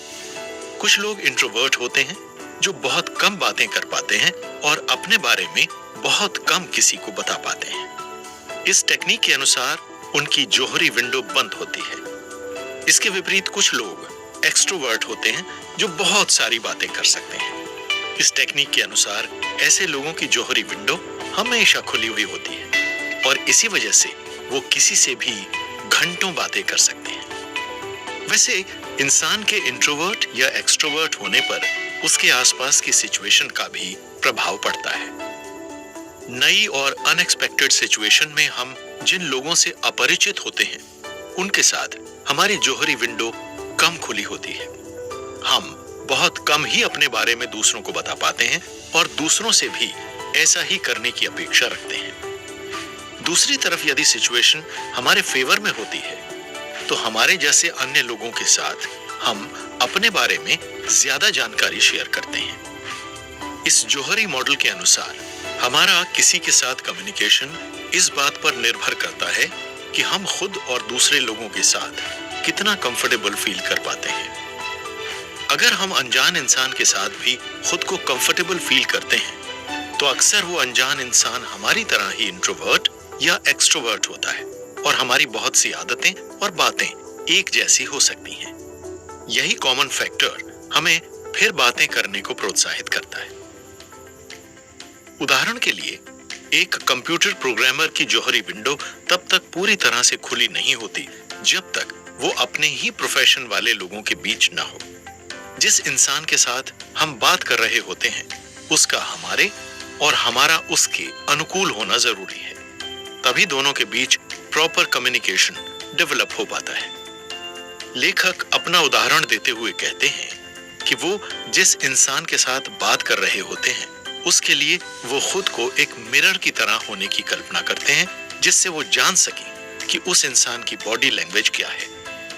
जिसके साथ वो बातें कर रहे हैं वो उनकी स्थिति में कंफर्टेबल फील कर रहा है या नहीं। ये सब करने से फायदा ये होता है कि लेखक खुद को इमोशनली भी सामने वाले के साथ अटैच कर पाते हैं। इसी बारे में लेखक आगे अमेरिकन फिलोसोफर विलियम जेम्स की कही बात के आधार पर ये कहते हैं कि हर इंसान ये चाहता है कि दूसरे लोग उसकी तारीफ करें।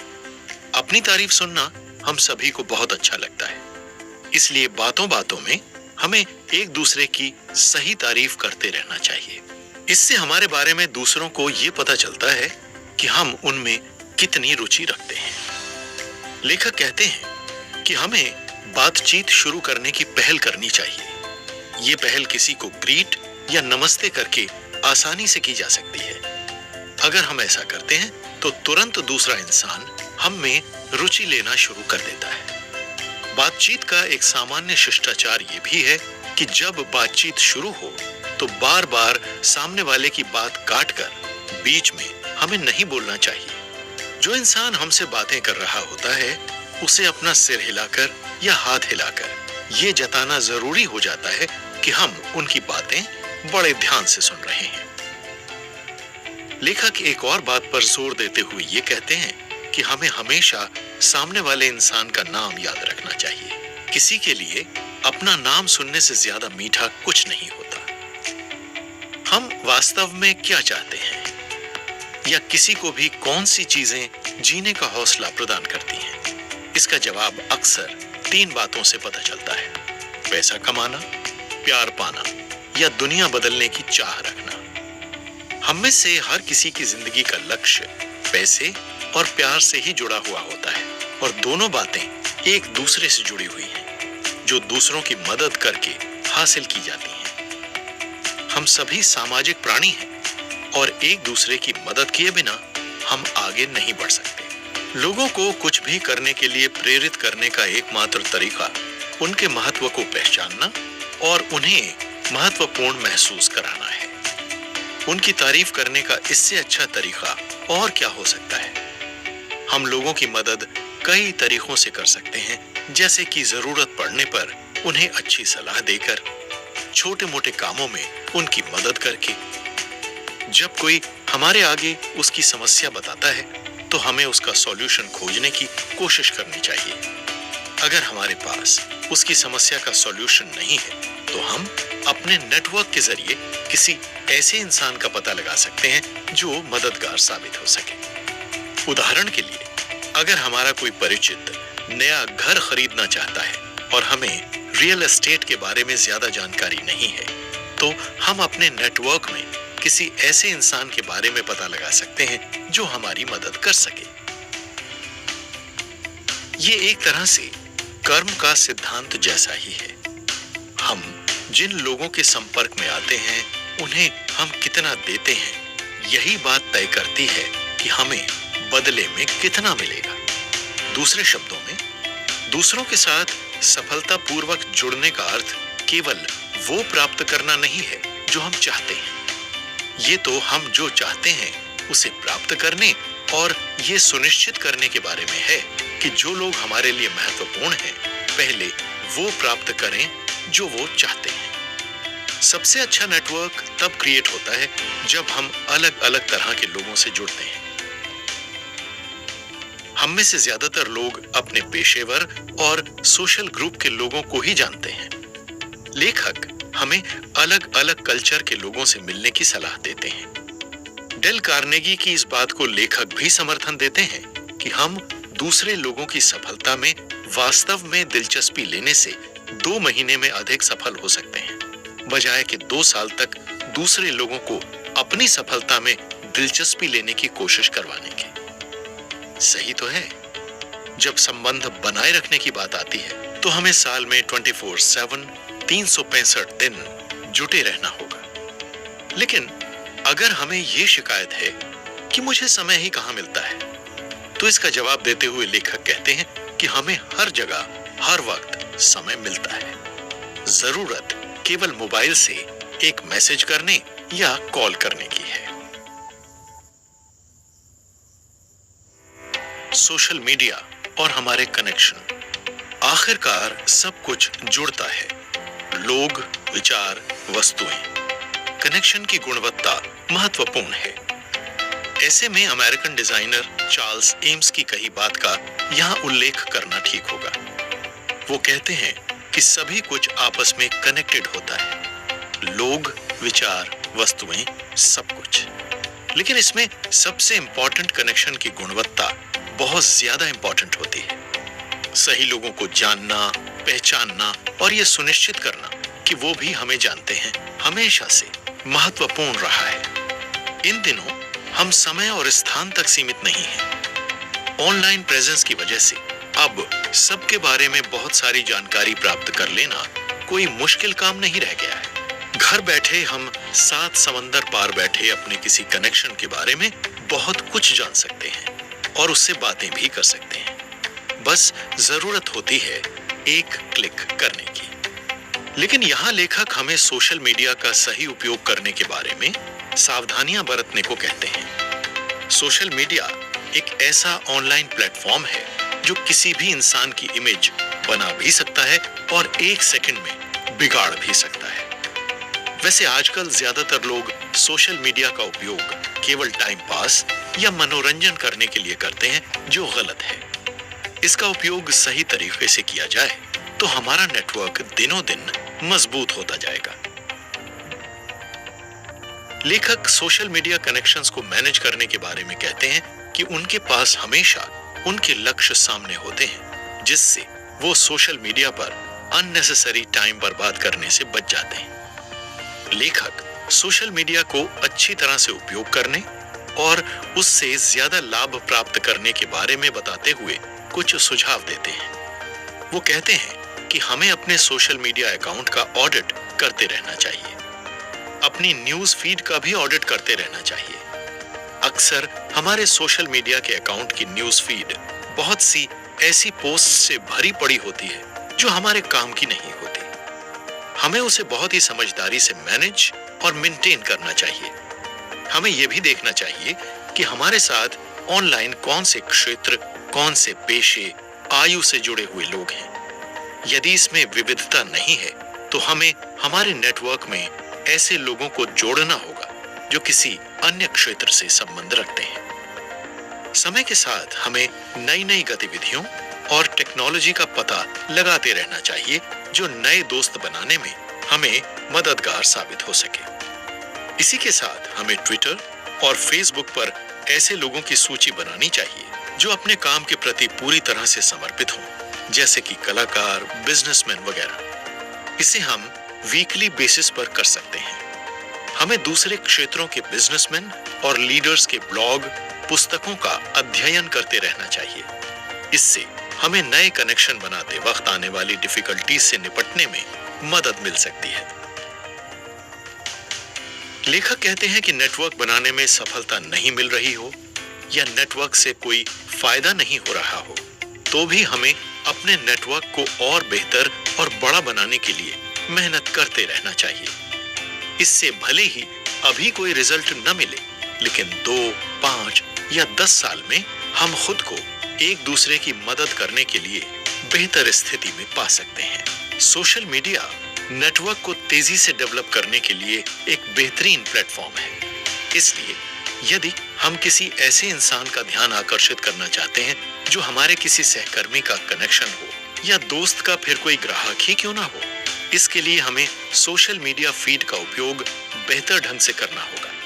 ये एक ऐसा प्लेटफॉर्म है जहां हम बड़ी ही आसानी से अच्छी जानकारी शेयर करके लोगों की जिंदगी में वैल्यू ऐड कर सकते हैं। सोशल मीडिया के जरिए नेटवर्क डेवलप करने में इस बात से कोई फर्क नहीं पड़ता कि हम कितनी बड़ी टेक्निक का उपयोग कर रहे हैं या हमारे पास कितनी ज्यादा जानकारी है।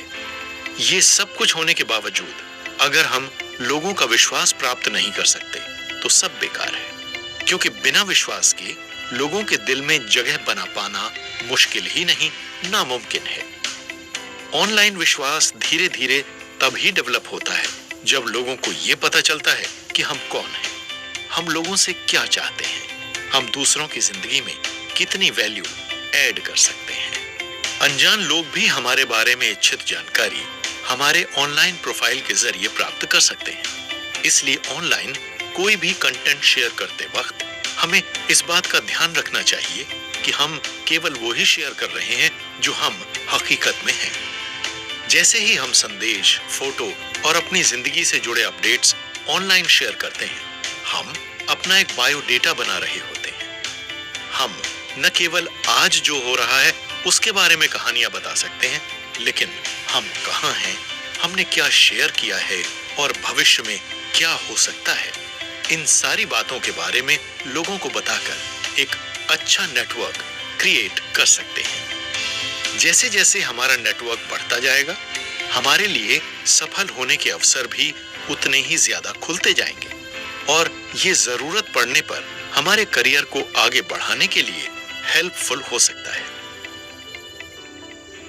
ऑनलाइन प्लेटफॉर्म पर अपने आप को एक भरोसेमंद इंसान साबित करने के लिए हमें ज्यादा कुछ करने की जरूरत नहीं है। हम केवल अपने और दूसरों के लिए ईमानदार रहकर यह विश्वास प्राप्त कर सकते हैं। आजकल सारे सोशल मीडिया प्लेटफॉर्म्स पर अंग्रेजी भाषा का बोलबाला है, लेकिन फिर भी कई ऐसे प्लेटफॉर्म हैं जो हमारी अपनी स्थानीय भाषा में या हिंदी भाषा में हमें अपने विचार शेयर करने की सुविधा देते हैं। यहाँ ये बहुत जरूरी है कि हमें उसी भाषा में अपने विचार शेयर करने चाहिए जिसमें हम खुद को ज्यादा कंफर्टेबल महसूस करते हैं। ऐसा करने से हम अपने विचार लोगों तक बहुत अच्छी तरह से रख सकेंगे और उनसे कनेक्ट हो पाएंगे। यहाँ ध्यान देने लायक बात यह भी है कि हम दूसरों को जो संदेश भेजते हैं वो उस भाषा में होने चाहिए जो उसके लिए मायने रखती हो। ऐसा करने से वो इंसान हमारे संदेश को पूरा पढ़ने के लिए प्रेरित होगा। यदि हमें लगता है कि हमारी सामग्री का या विचारों का लोगों के लिए मूल्य है, तो उस मूल्य को तुरंत स्पष्ट करने के बारे में भी हमें ध्यान से सोचना चाहिए, नहीं तो लोग इस पर एक नजर डालकर भूल जाएंगे। उदाहरण के लिए, जब हम किसी को कोई ईमेल या कोई मैसेज भेजते हैं तो हम जानते हैं कि वो हमारे लिए कितना महत्वपूर्ण है, लेकिन दूसरी तरफ उसे पाने वाले इंसान के लिए वो उस दिन प्राप्त होने वाले दर्जनों ईमेल्स या मैसेजेस में से एक है। इसलिए अपने विचारों को किसी को पढ़ने के लिए प्रेरित करने के लिए उसकी पहली लाइन या सब्जेक्ट लाइन बहुत सटीक और आकर्षक होनी चाहिए। ऑनलाइन खुद के बारे में जानकारी शेयर करना हमें इनसिक्योर फील करवा सकता है और ये जोखिम भरा भी लग सकता है, लेकिन केवल इसी वजह से हमें ऑनलाइन कांटेक्ट डेवलप करने से दूर नहीं हो जाना चाहिए। लेखक कहते हैं कि इसके बारे में हम इस तरह सोच सकते हैं कि आज के दौर में खुद को स्थापित करने के लिए और मनचाही सफलता पाने के लिए हमें थोड़ा बहुत जोखिम उठाना ही होगा। ऑनलाइन अपने बारे में बहुत ज्यादा जानकारी शेयर करने से हमें एक डर ये भी बना रहता है कि जिस काम के बारे में हमने लोगों को बताया है, अगर हम उस काम को करने में सफल नहीं होते तो लोग हमारी हंसी उड़ाएंगे। हमारे इस डर को दूर करने का उपाय बताते हुए लेखक कहते हैं कि अपनी सफलता के साथ अपनी असफलताओं के बारे में भी लोगों को बताते रहना चाहिए। हमारी गलतियों के बारे में भी लोगों को पता चलता है तो उनके मन में हमारे लिए ये धारणा बन जाती है कि हमारे पास छिपाने के लिए कुछ भी नहीं है और हम अपनी असफलताओं को भी खुले दिल से स्वीकार करते हैं। इससे उनके मन में हमारे लिए विश्वास डेवलप होता है। इसके साथ ही लेखक हमें अपने हर ऑनलाइन एक्शन के लिए अकाउंटेबल होने की सलाह भी देते हैं। वैसे ये बात सही भी है कि अपने हर एक एक्शन के लिए इंसान खुद ही जिम्मेदार होता है। सोशल मीडिया की मदद से कांटेक्ट डेवलप करने की बात को यहाँ पूरी करते हुए लेखक अंत में एक बात और कहते हैं और वो ये कि हमें अपने ऑनलाइन पोस्ट को फीड करते समय एक एडिटर की तरह सोचना चाहिए। हम किस तरह की सामग्री और कब पोस्ट करेंगे, इसकी योजना हमें बनानी चाहिए ताकि हम समय का बेहतर उपयोग कर सकें और लोगों को क्वालिटी कंटेंट और जानकारी दे सकें।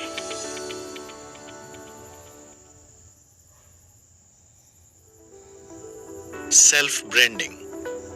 जिंदगी में जब अचानक से कुछ अच्छा होने लगता है तो वो क्षण जादू जैसे लगने लगते हैं। जिस काम को हम पूरी क्रिएटिविटी के साथ करते हैं उस काम में हम बड़ी जल्दी सफल होते हैं। जिंदगी में अगर ऐसा लगता है कि अचानक से कुछ अच्छा हो रहा है तो यकीन माने कि अचानक से कुछ अच्छा नहीं होता। ये हमारे लगातार प्रयास और हमारे अंदर रोज रोज पनपी क्रिएटिविटी का रिजल्ट होता है।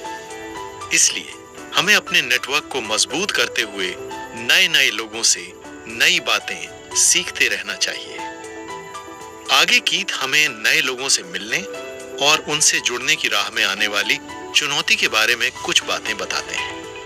वो कहते हैं कि जिन्हें हम नहीं जानते उन्हें हमारे लिए जानना आवश्यक है। कभी कभी आपको भी मेरी तरह ऐसा फील होता होगा कि कुछ लोग बहुत ज्यादा लकी होते हैं और उन्हें उनकी जिंदगी में वो सब हासिल हो जाता है जिसकी वो चाह रखते हैं।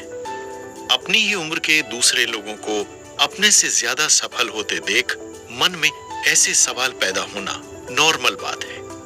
लेखक हमारी इसी दुविधा के बारे में कहते हैं कि जो लोग अपनी जिंदगी में बहुत कुछ हासिल करते हैं उन सब में केवल एक ही बात कॉमन होती है और वो है अपने पैशन के लिए लगातार काम करते रहना और सफलता पाने के लिए नए नए लोगों से मिलते रहना। अपने लिए नए नए अवसरों के द्वार खोलने के लिए हमारे नेटवर्क का मजबूत होना बहुत जरूरी है। आजकल ग्लोबलाइजेशन की बातें चारों तरफ होती हैं और इस ग्लोबलाइजेशन का फायदा हमें हमारे नेटवर्क को और ज्यादा स्ट्रॉन्ग बनाने में होता है। लेकिन जहां ग्लोबलाइजेशन के फायदे हैं वहीं ये एक कंपटीशन भी पैदा करता है। लेखक का ये मानना है कि हमें किसी भी तरह के कंपटीशन में बने रहने के लिए नई नई टेक्नोलॉजी को सीखते रहना होगा और ये बात भी सही है कि जो टेक्नोलॉजी हमें आज के कंपटीशन में बेहतर बनाती है वो कल पुरानी हो जाएगी। ऐसे माहौल में किसी भी समय हम जो कुछ भी जानते हैं उसकी कीमत उतनी ही जल्दी कम भी हो रही है। इसीलिए हम जो सीखते हैं वो हमें अपने नेटवर्क के साथ वक्त वक्त पर शेयर करते रहना जरूरी है।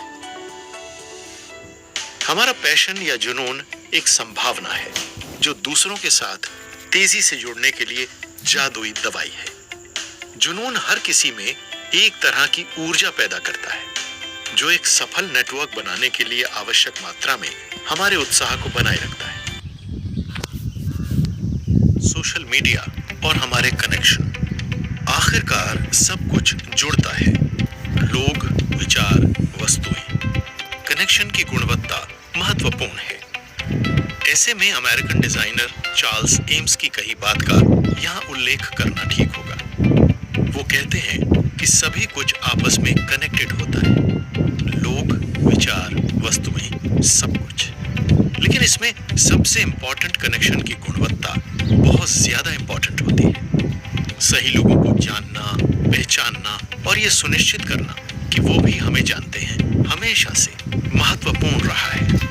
इन दिनों हम समय और स्थान तक सीमित नहीं हैं। ऑनलाइन प्रेजेंस की वजह से अब सबके बारे में बहुत सारी जानकारी प्राप्त कर लेना कोई मुश्किल काम नहीं रह गया है। घर बैठे हम 7 समंदर पार बैठे अपने किसी कनेक्शन के बारे में बहुत कुछ जान सकते हैं और उससे बातें भी कर सकते हैं। बस जरूरत होती है एक क्लिक करने की। लेकिन यहाँ लेखक हमें सोशल मीडिया का सही उपयोग करने के बारे में सावधानियां बरतने को कहते हैं। सोशल मीडिया एक ऐसा ऑनलाइन प्लेटफॉर्म है जो किसी भी इंसान की इमेज बना भी सकता है और 1 सेकंड में बिगाड़ भी सकता है। वैसे आजकल ज्यादातर लोग सोशल मीडिया का उपयोग केवल टाइम पास या मनोरंजन करने के लिए करते हैं, जो गलत है। इसका उपयोग सही तरीके से किया जाए तो हमारा नेटवर्क दिनों दिन मजबूत होता जाएगा।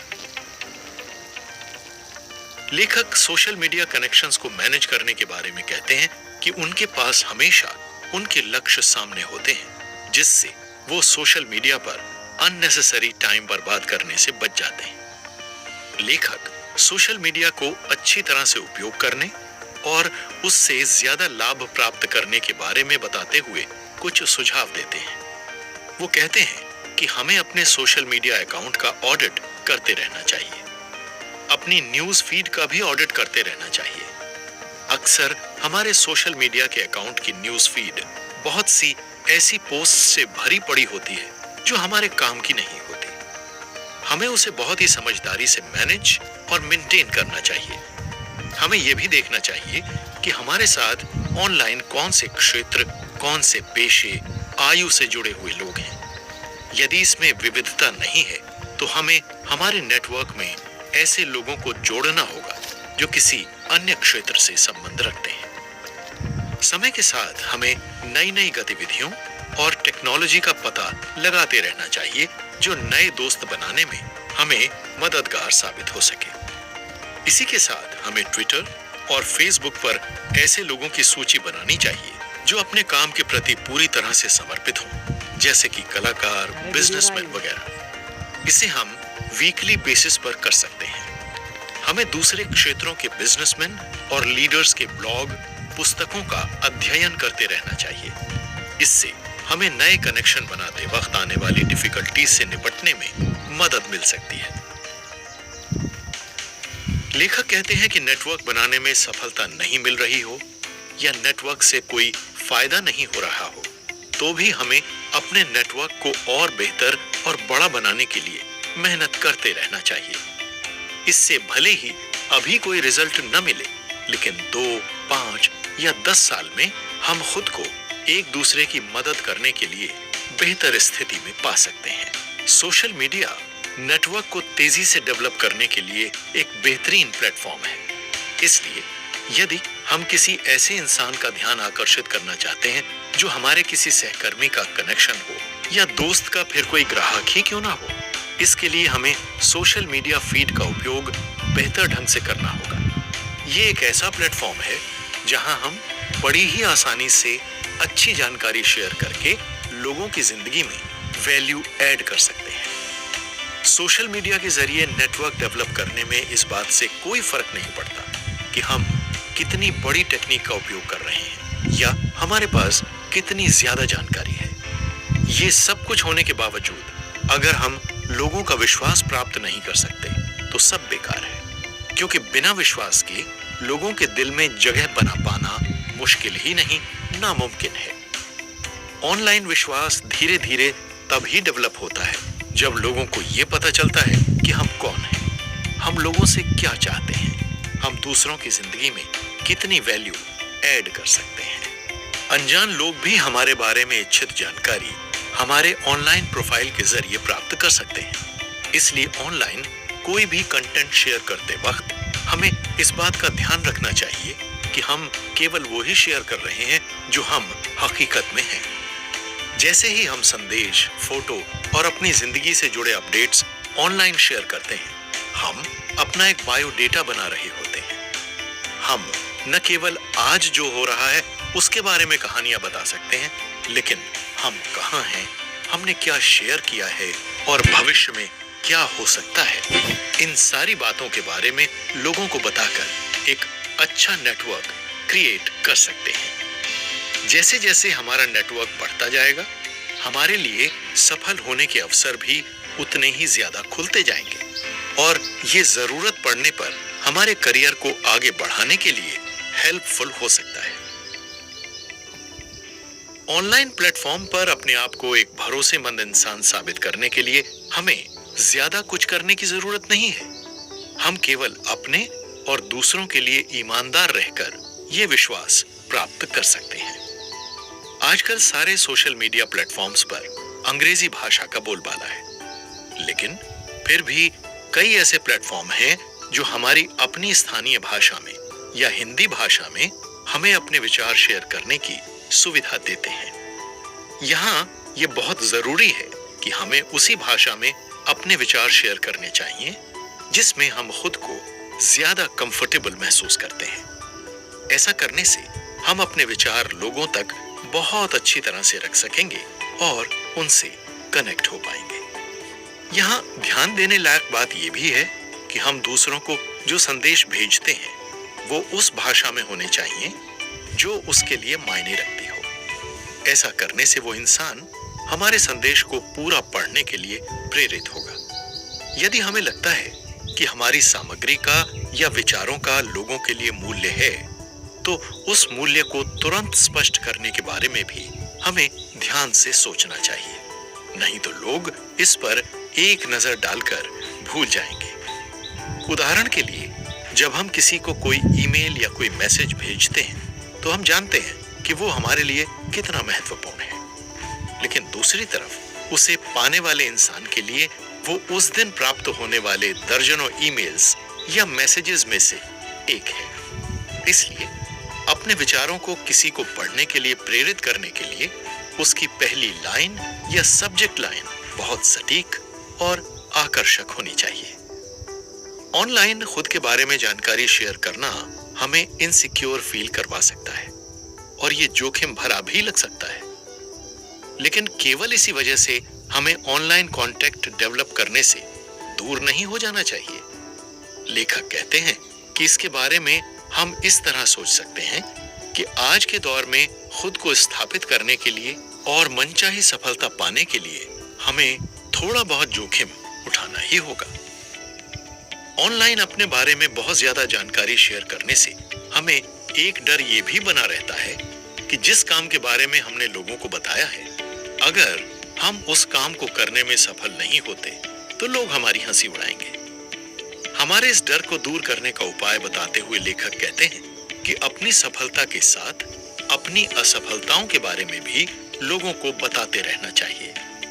हमारी गलतियों के बारे में भी लोगों को पता चलता है तो उनके मन में हमारे लिए ये धारणा बन जाती है कि हमारे पास छिपाने के लिए कुछ भी नहीं है और हम अपनी असफलताओं को भी खुले दिल से स्वीकार करते हैं। इससे उनके मन में हमारे लिए विश्वास डेवलप होता है। इसके साथ ही लेखक हमें अपने हर ऑनलाइन एक्शन के लिए अकाउंटेबल होने की सलाह भी देते हैं। वैसे ये बात सही भी है कि अपने हर एक एक्शन के लिए इंसान खुद ही जिम्मेदार होता है। सोशल मीडिया की मदद से कांटेक्ट डेवलप करने की बात को यहाँ पूरी करते हुए लेखक अंत में एक बात और कहते हैं, और वो ये कि हमें अपने ऑनलाइन पोस्ट को फीड करते समय एक एडिटर की तरह सोचना चाहिए। हम किस तरह की सामग्री और कब पोस्ट करेंगे, इसकी योजना हमें बनानी चाहिए ताकि हम समय का बेहतर उपयोग कर सकें और लोगों को क्वालिटी कंटेंट और जानकारी दे सकें।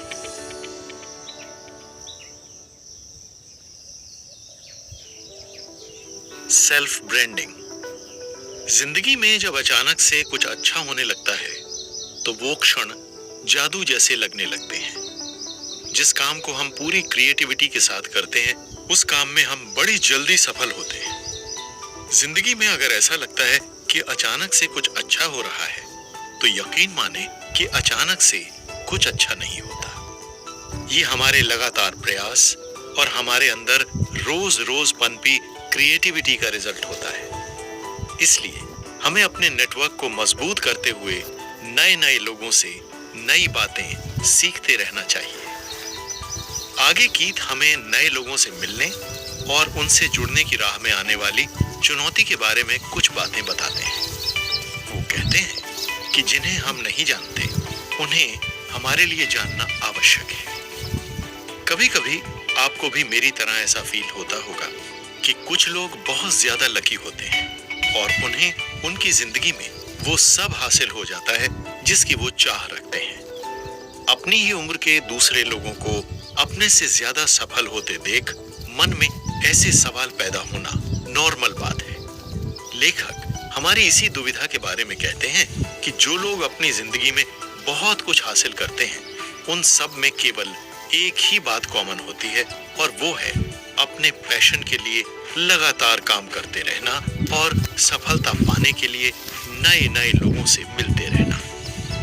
अपने लिए नए नए अवसरों के द्वार खोलने के लिए हमारे नेटवर्क का मजबूत होना बहुत जरूरी है।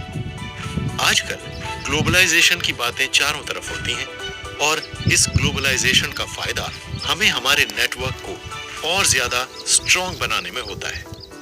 लेकिन जहां ग्लोबलाइजेशन के फायदे हैं वहीं ये एक कंपटीशन भी पैदा करता है। लेखक का ये मानना है कि हमें किसी भी तरह के कंपटीशन में बने रहने के लिए नई नई टेक्नोलॉजी को सीखते रहना होगा। और ये बात भी सही है कि जो टेक्नोलॉजी हमें आज के कंपटीशन में बेहतर बनाती है वो कल पुरानी हो जाएगी। ऐसे माहौल में किसी भी समय हम जो कुछ भी जानते हैं उसकी कीमत उतनी ही जल्दी कम भी हो रही है। इसीलिए हम जो सीखते हैं वो हमें अपने नेटवर्क के साथ वक्त वक्त पर शेयर करते रहना जरूरी है। हमारा पैशन या जुनून एक संभावना है जो दूसरों के साथ तेजी से जुड़ने के लिए जादुई दवाई है। जुनून हर किसी में एक तरह की ऊर्जा पैदा करता है जो एक सफल नेटवर्क बनाने के लिए आवश्यक मात्रा में हमारे उत्साह को बनाए रखता है। जुनून जुड़ाव को बढ़ाता है, फिर वो चाहे ब्लॉग लिखने जितना छोटा काम हो या बिजनेस खड़ा करने जितना बड़ा। हमारा जुनून ही हमारी आसपास की दुनिया में एक लहर पैदा करता है और दूसरे लोग हमारे विचारों और काम के बारे में जानकर हमसे जुड़ने लगते हैं।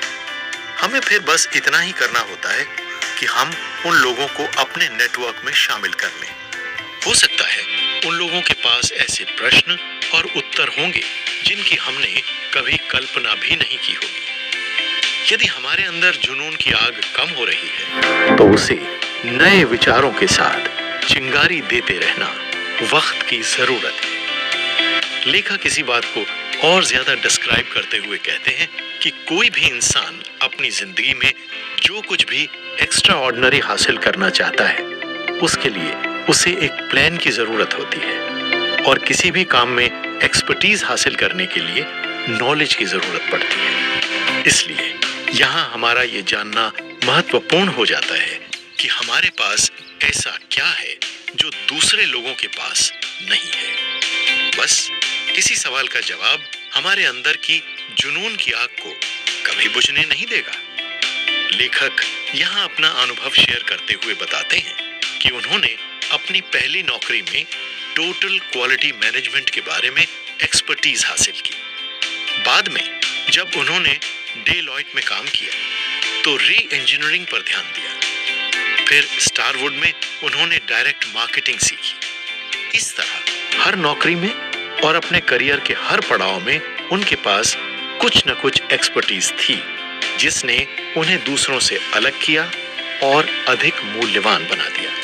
इन शॉर्ट, लेखक के कहने का मतलब ये है कि हमें एक्सपर्टीज हासिल करने के लिए अपनी नौकरी का टाइटल या डेजिग्नेशन भूलकर सब कुछ सीखने का प्रयास करते रहना चाहिए। किसी भी फील्ड में एक्सपर्टीज हासिल करने के लिए हमें लेखक कुछ टिप्स देते हैं, जैसे कि हमें खुद को और अपनी प्रतिभा को जितना जल्दी हो सके पहचानना चाहिए। हमें ज्यादा से ज्यादा सवाल पूछने चाहिए, भले ही वो सवाल स्टूपिड क्यों ना हो। हमें हमेशा कुछ नया सीखने को तैयार रहना चाहिए, स्वस्थ रहना चाहिए, नई नई टेक्नोलॉजी को सीखते रहना चाहिए और असफल होने पर निराश नहीं होना चाहिए, क्योंकि इस दुनिया में ऐसा कोई भी इंसान नहीं है जो कभी असफल नहीं होता। आगे लेखक हमें ब्रांडिंग के महत्व को बताते हैं। उम्र की परवाह किए बिना, स्थिति की परवाह किए बिना, चाहे हम किसी भी व्यवसाय में हों, हम सभी को ब्रांडिंग के महत्व को समझने की जरूरत है। अच्छा पर्सनल ब्रांड हमारे कनेक्शन के नेटवर्क के लिए बहुत जरूरी है, क्योंकि वो हमें एक विश्वसनीय, विशिष्ट और भरोसेमंद पहचान बनाने में मदद करता है। इससे से अधिक लोग हमारी तरफ और हमारे उद्देश्य की तरफ आकर्षित होते हैं। इससे हमारे लिए नए दोस्त बनाना पहले से कहीं अधिक आसान हो जाता है, क्योंकि एक नेटवर्क के अंदर हमारा ब्रांड कुछ ऐसा ही करके हमारी इंपॉर्टेंस बढ़ा सकता है। लेखक हमें सलाह देते हैं कि आजकल जो आंखों को अच्छा लगता हो वही बिकता है, और आंखों को वही अच्छा लगता है जो सबसे अलग हो। इसलिए हमें हमारी खुद की एक ब्रांड बनानी होगी और उस पर लगातार ध्यान देना होगा, क्योंकि हम जो करते हैं उससे हमारी वैल्यू बढ़ती है। क्या हम अपने दम पर और अपने खाली समय में कुछ नया करने के लिए योजनाएं बनाते हैं? क्या हम अपनी कंपनी के लिए अधिक पैसा बचाने या बनाने के तरीके खोजते हैं? ये कुछ ऐसे सवाल हैं जिनके पॉजिटिव जवाब ही हमारे जॉब में हमें दूसरे लोगों की नजरों में खास बनाते हैं।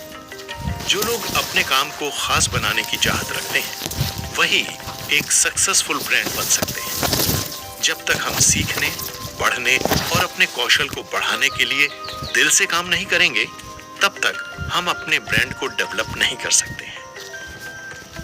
जिंदगी का सच ये है कि जो लोग खुद के कंफर्ट जोन से बाहर जाने की हिम्मत करते हैं, उनका मूल्य अधिक होता है। उन्हें नौकरी ज्यादा आसानी से मिल जाती है। वो आमतौर पर कॉरपोरेट की सीढ़ी तेजी से चढ़ते हैं। यदि हम अपनी उपलब्धियों को छिपाते हैं, तो वो छिपी ही रहेंगी। हमारी सफलता का आधार इस बात पर भी निर्भर करता है कि हमारे बारे में कितने लोग जानते हैं और हम कितने लोगों के बारे में जानते हैं। इसके लिए लेखक हमें क्लब और सोशल इवेंट्स की इंपॉर्टेंस बताते हुए कहते हैं कि क्लब और इवेंट्स में हमेशा एक ही तरह की हॉबी या इंटरेस्ट रखने वाले लोग इकट्ठे होते हैं। इसलिए हमें समय समय पर ऐसी इवेंट्स में भाग लेना चाहिए। हमें लेखक ये भी बताते हैं कि हमें अपनी यूएसपी यानी यूनिक सेलिंग पॉइंट के बारे में भी पता होना चाहिए। इसका मतलब यह है कि जब हम अपनी खुद की ब्रांडिंग पर काम कर रहे होते हैं, तो हमें अपने स्ट्रॉन्ग और वीक पॉइंट्स के बारे में अच्छी तरह से पता होना चाहिए। हम अपने स्ट्रॉन्ग पॉइंट्स की वजह से ही लोगों के बीच अपनी इंपॉर्टेंस बढ़ा सकते हैं, जो ज्यादातर लोग नहीं कर पाते। लेखक हमें कोई एक ऐसा ग्रुप बनाने की सलाह देते हैं और कहते हैं कि ऐसा करने से एक ही तरह का इंटरेस्ट रखने वाले लोग समय समय पर आपस में मिलकर नॉलेज शेयरिंग करके नेटवर्क की ताकत को बढ़ा सकते हैं। हम जितने शक्तिशाली लोगों के करीब होंगे, हम खुद को उतना ही शक्तिशाली महसूस करेंगे। यदि हम सफल लोगों के साथ घूमते हैं, तो हमारे खुद के सफल होने की संभावना बहुत ही ज्यादा बढ़ जाती है। इसके साथ ही ये बात भी सच है कि अगर हम अपने काम से नफरत करते हैं, तो हम अपनी जिंदगी से कभी भी संतुष्ट नहीं हो सकते। कई बार लोग अपने काम से प्यार नहीं करते, क्योंकि वो उन लोगों के साथ काम कर रहे होते हैं जिन्हें वो पसंद नहीं करते। लेकिन ये एक गलत नजरिया है। सफलता पाने के लिए दूसरों के साथ जुड़ना हमारे अवसरों को दोगुना और तिगुना कर देता है, जो भविष्य में एक नई और बेहतरीन नौकरी प्राप्त करने में मददगार साबित हो सकता है।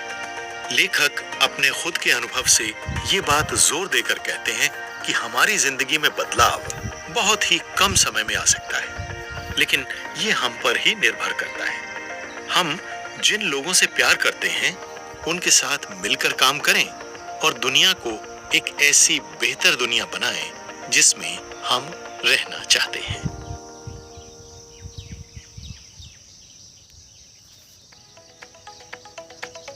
वक्त की कमी।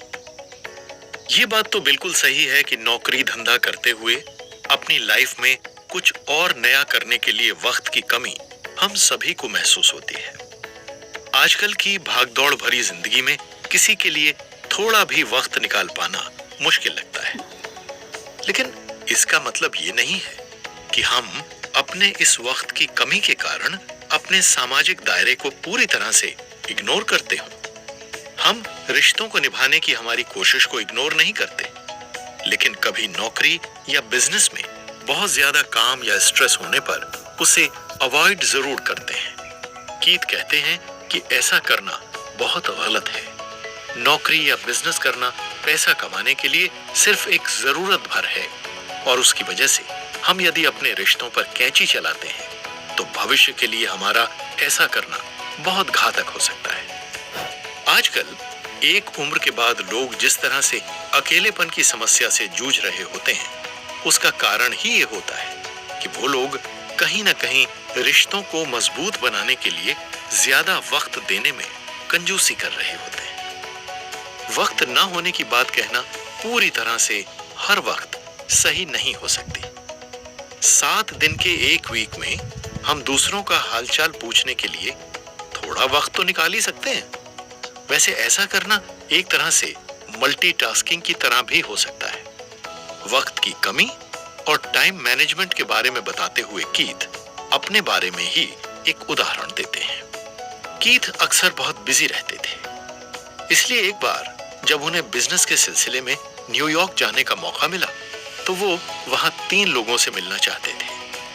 पहले वो अपने एक पुराने क्लाइंट से मिलना चाहते थे जो कभी लेगो कंपनी के प्रेसिडेंट हुआ करते थे। दूसरे एक दोस्त थे जो ब्रॉडवे वीडियो के COO थे, और तीसरे थे एक बेहद करीबी और खास दोस्त। लेकिन प्रॉब्लम यह थी कि कीथ के पास समय इतना कम था कि वो इनमें से किसी एक से ही मिल सकते थे।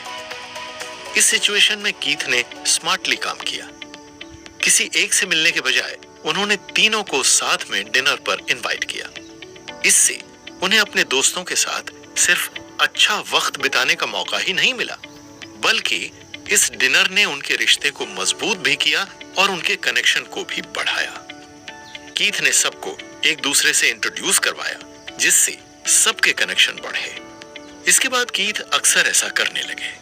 अगर किसी को काम के लिए हायर करना होता तो वो उसे जॉगिंग के वक्त बुलाते और उसका इंटरव्यू लेते।